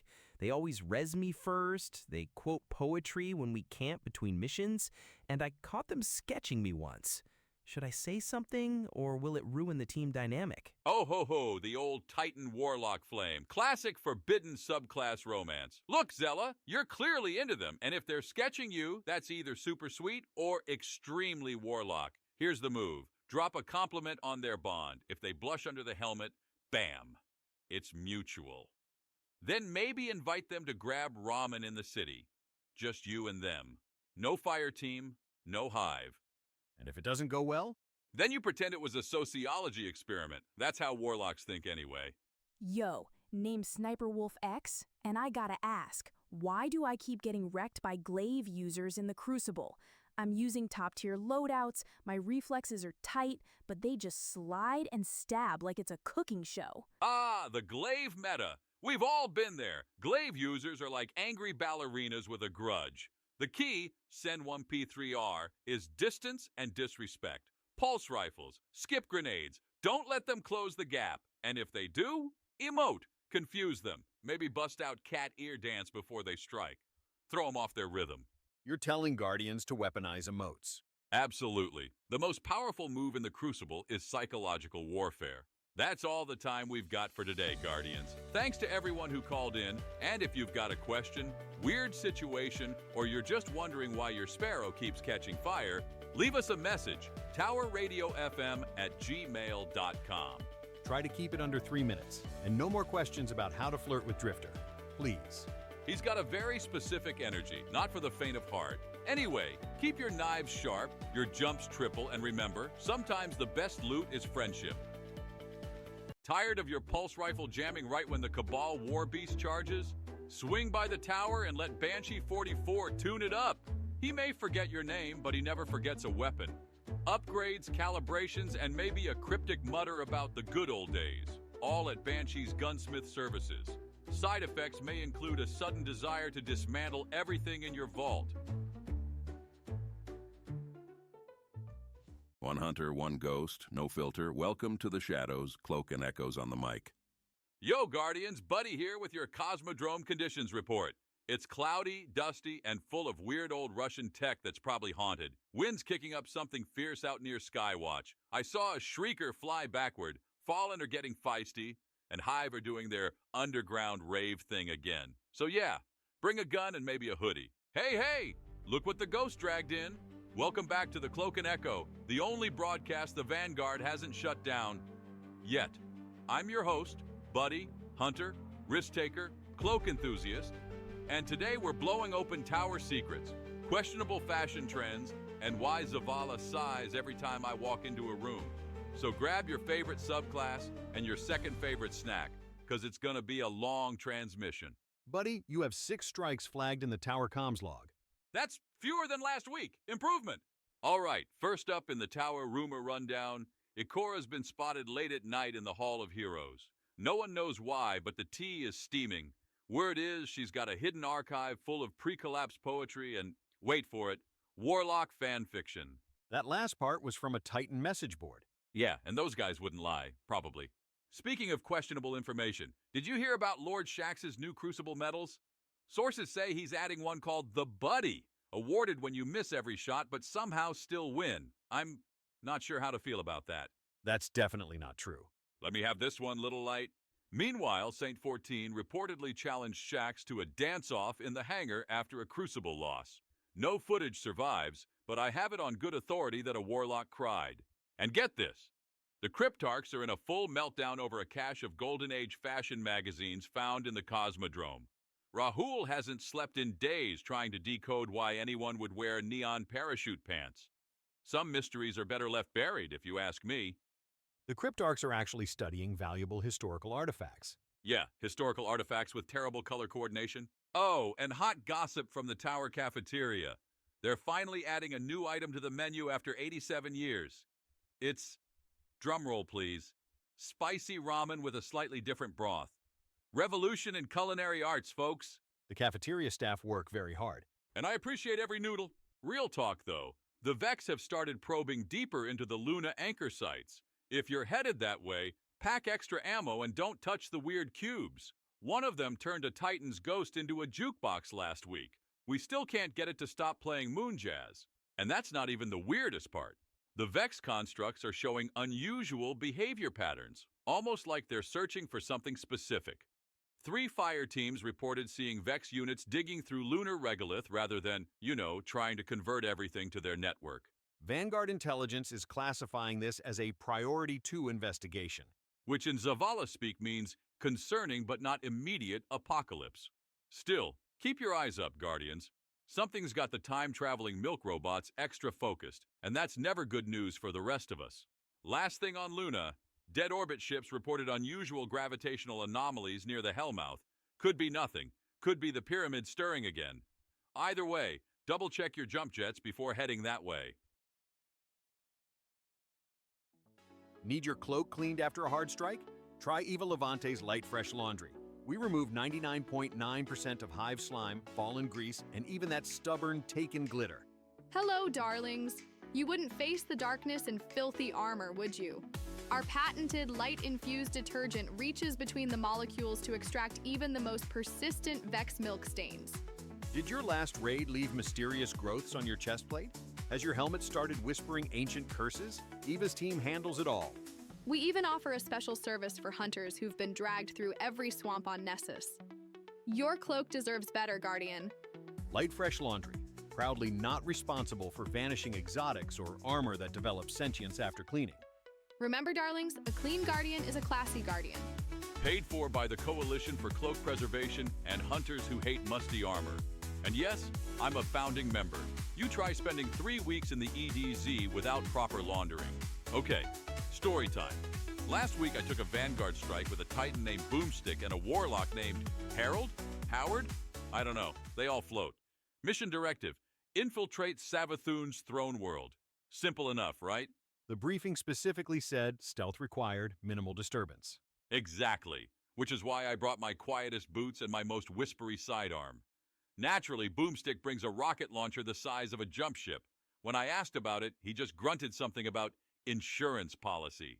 To be fair, the Warlock did bring silencing runes. Yeah, fat lot of good those did us.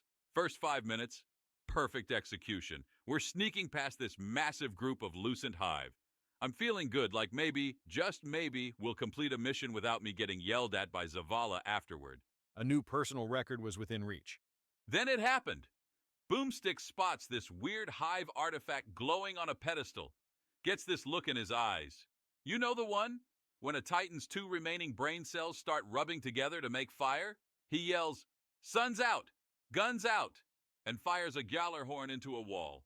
Not at the artifact, not at an enemy, at the wall. The structural integrity calculations were not in our favor. Wall collapses. Complete structural failure. Turns out it was holding back what can only be described as a night choir practicing their death chants. Full concert attire and everything.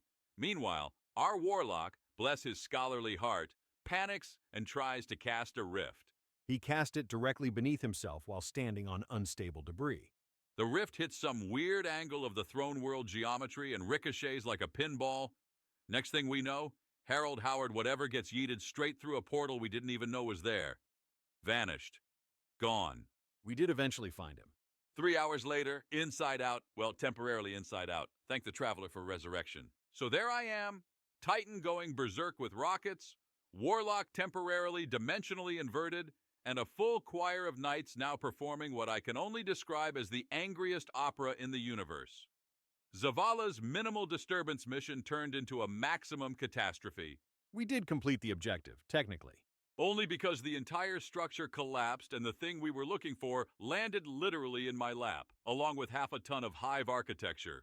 Anyway, moral of the story, never trust a Titan with something labeled experimental, or a Warlock who insists on bringing a book to a firefight. And if someone does say sun's out, guns out during a stealth mission, just transmat out immediately. It's not worth the paperwork. Hey there, dirtbags. Need gear the Vanguard doesn't know about? Come on down to Drifter's Grey Market Special.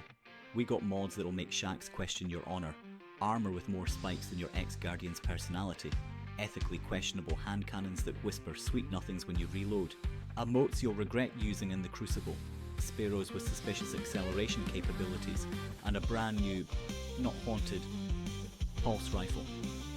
Probably. Also got a shipment of taken snacks. Don't ask what's in them, don't ask where they came from, just chew.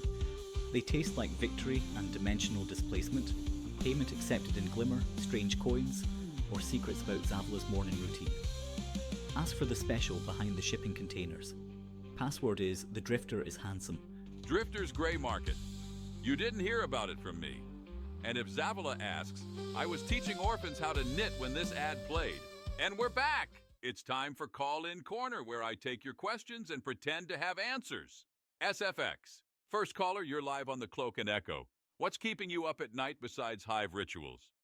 Hey buddy. So I'm a Titan main, and I keep getting shoulder charged off cliffs in PvP. Like, all the time. How do I stop it? Step 1. Don't stand near cliffs. Step 2. Blink. Step 3. Cry. Then write a fanfic about revenge. Step 4. Repeat. Maybe try Hunter next time?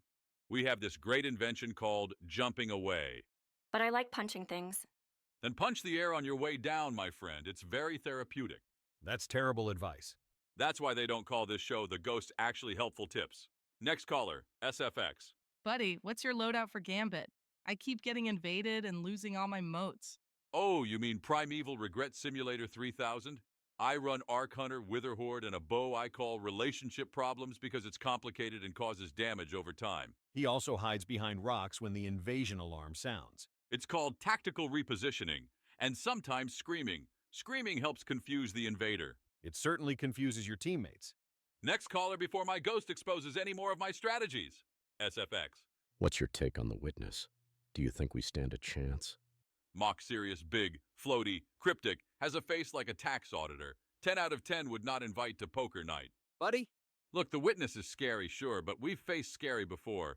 Oryx? Dead? Savathun? Super dead. That one dreg who kept stealing my parking spot? Extremely dead. You can't park on the tower's landing pad. The point is, we keep fighting. That's what Guardians do.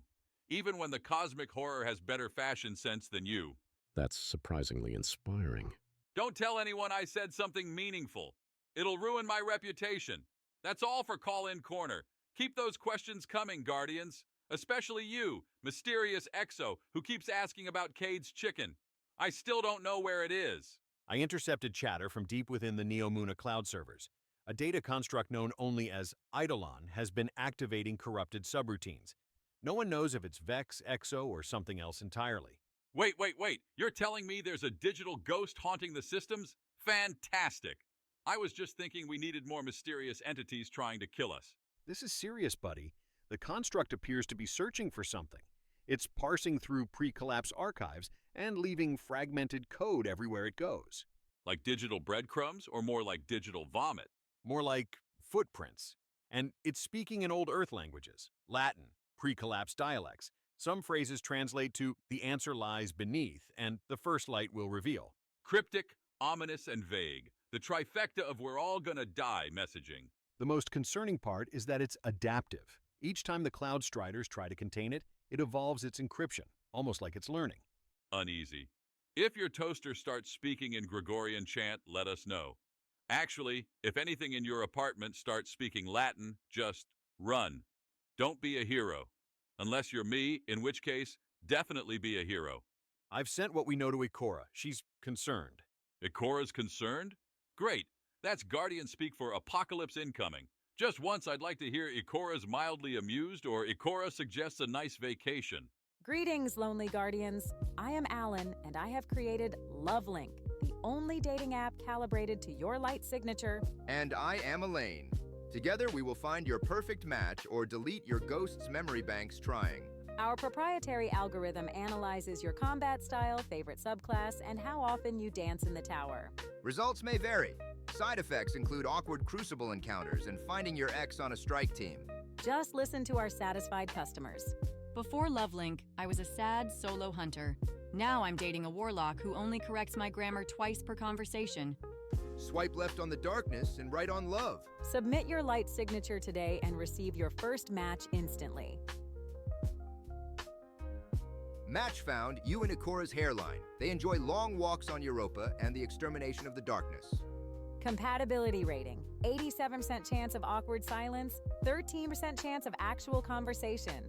Alan's LoveLink. Because even immortals need awkward first dates. And trust me, immortality makes the awkward parts last a lot longer. Look, I make jokes, I dodge bullets, I steal sparrows. But real talk, every Guardian listening, you're doing the impossible. Day after day, fight after fight. Whether you're a crayon-eating titan, a floaty, book-obsessed warlock, or a slick, cloak-wearing legend like yours truly, you're the reason humanity still has a shot. So keep showing up, keep loading in, and when the sky cracks open again, you better believe I'll be right there with you. Cloak flapping in the wind, guns blazing, probably yelling something stupid like, "This is what happens when you mess with my ramen supply." That's surprisingly inspirational. Don't get used to it. Being sincere gives me hives. And not the fun kind that explode when you shoot them. This is Buddy signing off from the Cloak and Echo. Same weird time, same questionable frequency. And no, I still don't know who keeps stealing my ramen, but when I find them, there will be a reckoning and possibly a strongly worded letter. Depends on my mood. Transmission ending in 3, 2, 1. Oh, and if you see Zavala, tell him I wasn't anywhere near the speaker's old chambers with that bucket of glimmer paint. Completely unrelated incident. Buddy out.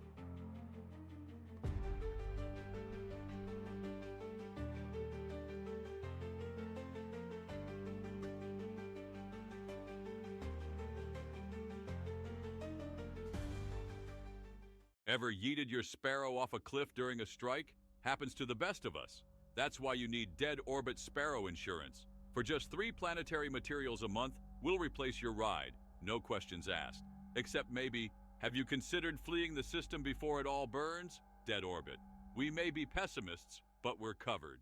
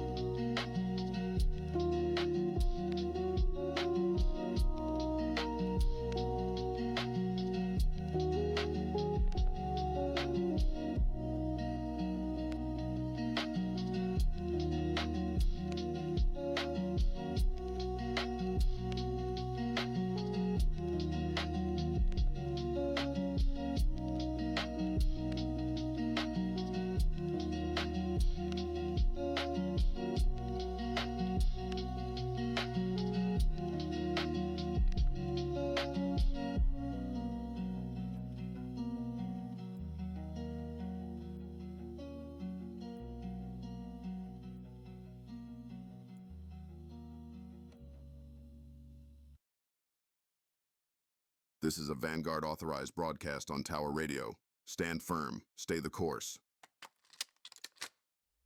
Welcome back, Kindergardians, to Light It Up, the only show where we throw Nova bombs at bad advice and golden gun headshots at bad habits. I'm Buddy, your favorite cloak-wearing, emotionally available hunter. And with me, as always, is the ghost with the most. I'm contractually obligated to be here. Let's just get through this before your ego overcharges your arc capacitor again. So today we're talking subclasses, your main source of space magic. If your guns are the paintbrush, your subclass is the whole dang canvas. Each class, Titan, Warlock, and Hunter, gets access to multiple subclasses, powered by either light or darkness. That means you've got a lot of ways to explode stuff stylishly. You start with Arc Strider as a hunter. Cool. Later, you'll unlock Solar Void and even Strand and Stasis. Each one's got its own super, grenades, melee abilities, and movement tech. Arc, movement, speed, lightning punches, for those of us who like breakdancing with death. Solar, healing, burning, explosions, for when you want to be flashy and supportive. Void suppression, invisibility, and devouring health like a hive worm on cheat day. Each subclass lets you pick your abilities, different grenades, melee powers, aspects, and fragments. Experiment. Pick what fits your vibe, whether you're a sweaty Crucible gremlin or a chill PvE fireteam hero. Let's get to the good stuff. Supers. These are your game changers, your big finishers, your I've had enough of this button. Each subclass has a unique super. Warlocks throw flaming swords. Hunters go full anime with arc staffs. Titans become missiles. Just remember, use your super wisely. Blowing it on a single thrall is funny, but Zavala might not be impressed. Once you finish the Beyond Light and Lightfall campaigns, you unlock Darkness subclasses, Stasis, and Strand. Stasis lets you freeze enemies solid and shatter them into cosmic snowflakes. Strand is all about movement and manipulation, threadlings, grapples, and green stringy death. With Strand, hunters swing like space Spider-Men, warlocks get minions, titans become wrecking balls with ropes. It's amazing. Hey, buddy, I don't know which subclass to stick with. I like all of them. Help? First of all, great problem to have. Try them all. Running solo? Void's great for survivability. Playing support? Solar's your healing hero. Need burst damage? Arc or Strand is chef's kiss. Feeling edgy? Go Stasis and freeze your problems. Or build around your playstyle. Aggressive, Arc, sneaky, Void, tactical, Strand, annoying, Stasis. Some hot tips before you dive into the subclass buffet. 1. Don't super into a wall. Trust me. 2. Don't pop your solar healing super and then run away from your team. 3. Strand grapples are not a substitute for intelligence. And don't forget to equip fragments and aspects. Your subclass is modular. Use that customization. All right, Guardians, next time you're charging your super, remember, it's not just about damage, it's about style. Space magic style. Next episode, loadouts, weapons, and whatnot to bring into the Crucible. This has been Light It Up, the Kindergarten Survival Guide. Keep it flashy, keep it charged, and remember, friends don't let friends Nova bomb air.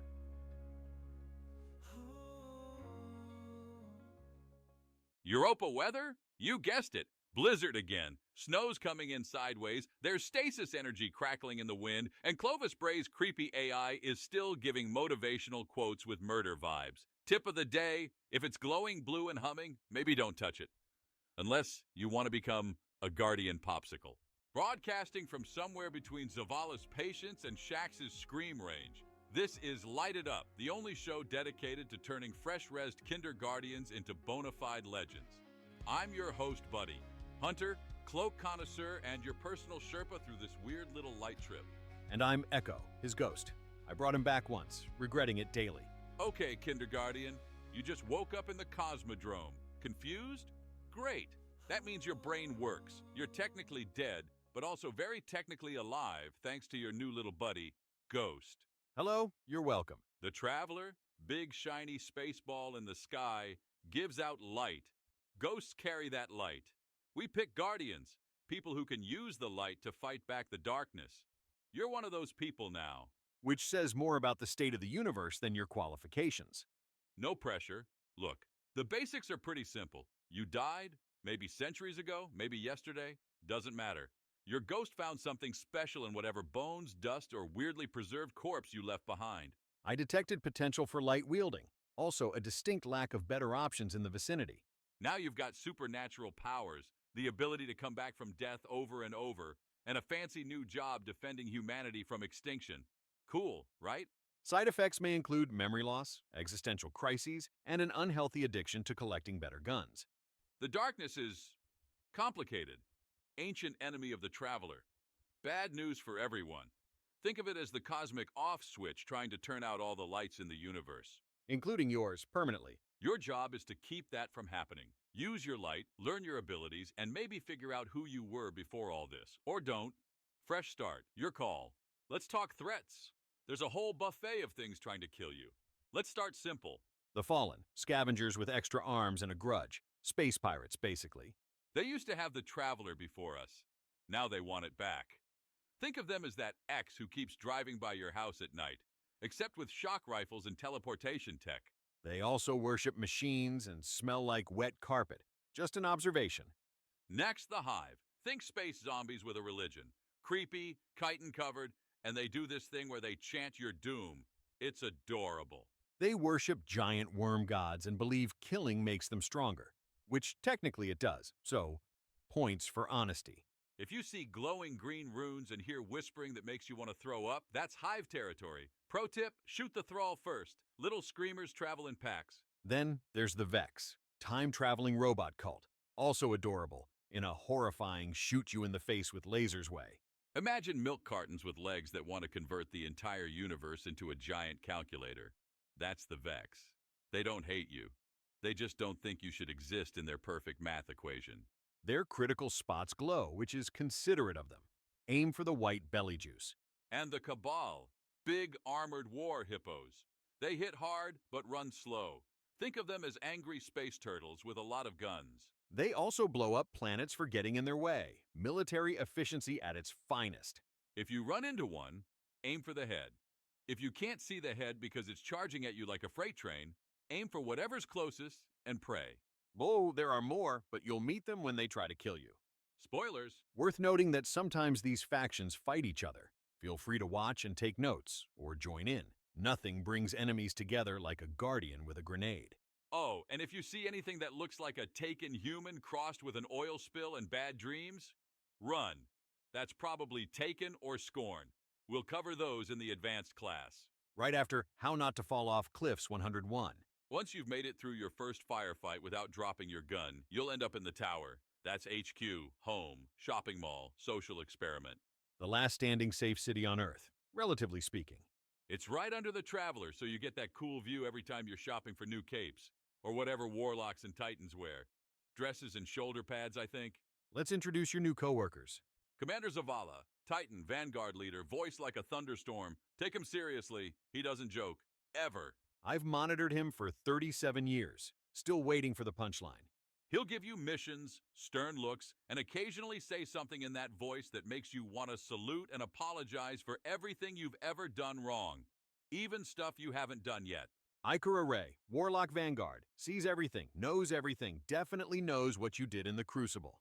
Word of advice, don't challenge her to a Crucible match. There are still scorch marks in places that defy physics from the last Guardian who tried. She once had a reputation for being calm and collected. Then Kate happened. Shax runs the Crucible, loud, encouraging, will yell yes when you throw someone off a cliff. It's inspiring. The helmet stays on, don't ask why, just accept it.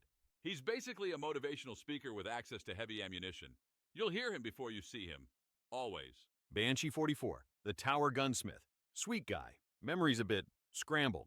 The 44 means he's been rebooted 44 times, which is why he might forget your name, your face, or the gun he just handed you 5 minutes ago. But he never forgets how to make something that goes boom. He once gave Buddy the same sidearm 3 times in one day. Buddy didn't correct him. Cade used to be the Hunter Vanguard, but we don't talk about that yet. Moving on. You'll also meet Drifter. He runs Gambit. Sketchy guy, cool coins, probably planning something that'll get us all killed or rich. Maybe both. Trust him exactly as far as you can throw him. Less if possible. The tower's got vendors for everything. Armor, weapons, ships, sparrows. It's like a mall, but everyone's armed and immortal. What could go wrong? Hey, buddy, what subclass should I pick first? Great question. You're going to start with one of the 3 light subclasses automatically. Most newbies get Arc first. It's electric and zippy. Literally makes you a walking thunderstorm. But don't sweat your starter. You'll unlock them all eventually. Just try not to electrocute yourself. You'd be surprised how many Guardians do. Each energy type has a different vibe. Arc is all about speed and chain lightning. Void's about gravity, suppression, and making things go poof into nothing. Solar brings the heat. You'll be throwing flaming knives or hammers or, becoming a literal phoenix. And then there's the newer stuff. Stasis, which is ice-based darkness power. Perfect for freezing enemies, teammates, yourself in embarrassing positions. Hey, that was one time in a Nightfall, but yeah, Stasis makes you that guy who accidentally freezes your entire fire team during a boss fight. They'll forgive you. Eventually. Strand makes you feel like an angry puppeteer with cosmic green string. Also dangerous. Bottom line, try them all. Each class handles them differently too. A Titan's Soul Hammer feels nothing like a Hunter's Golden Gun, even though they're both solar. It's all about finding what clicks with you. Or what causes the least friendly fire incidents. Banshee 44's Used Gun Emporium, where every gun comes with 2 questions. How did I get this? And why is it sticky? Come see Banshee today. Just don't ask about the smell. That sidearm he gave me squeaks when I reload it. You named it Squeakers. You refuse to use anything else. It speaks to me. All right. 3 survival rules for every new Guardian. 1. Always reload. Running dry mid-fight is how ghosts get sarcastic. 2. Jump responsibly. Gravity is not your friend. 3. Emote after every win. It sends a message. That message is, I wasted time dancing while my fire team died. Worth it. That's it for episode 1. You're now light-wielding, barely trained, and probably on fire at least once already. But hey, you're ready. The universe is big, dangerous, and full of loot. Just how we like it. Next time, loadouts, fire teams, and what a raid actually is. Spoiler alert, it's not just a kitchen bug spray. Until then, Guardians, light it up. And if it moves and growls, shoot it twice, for safety. And for fun.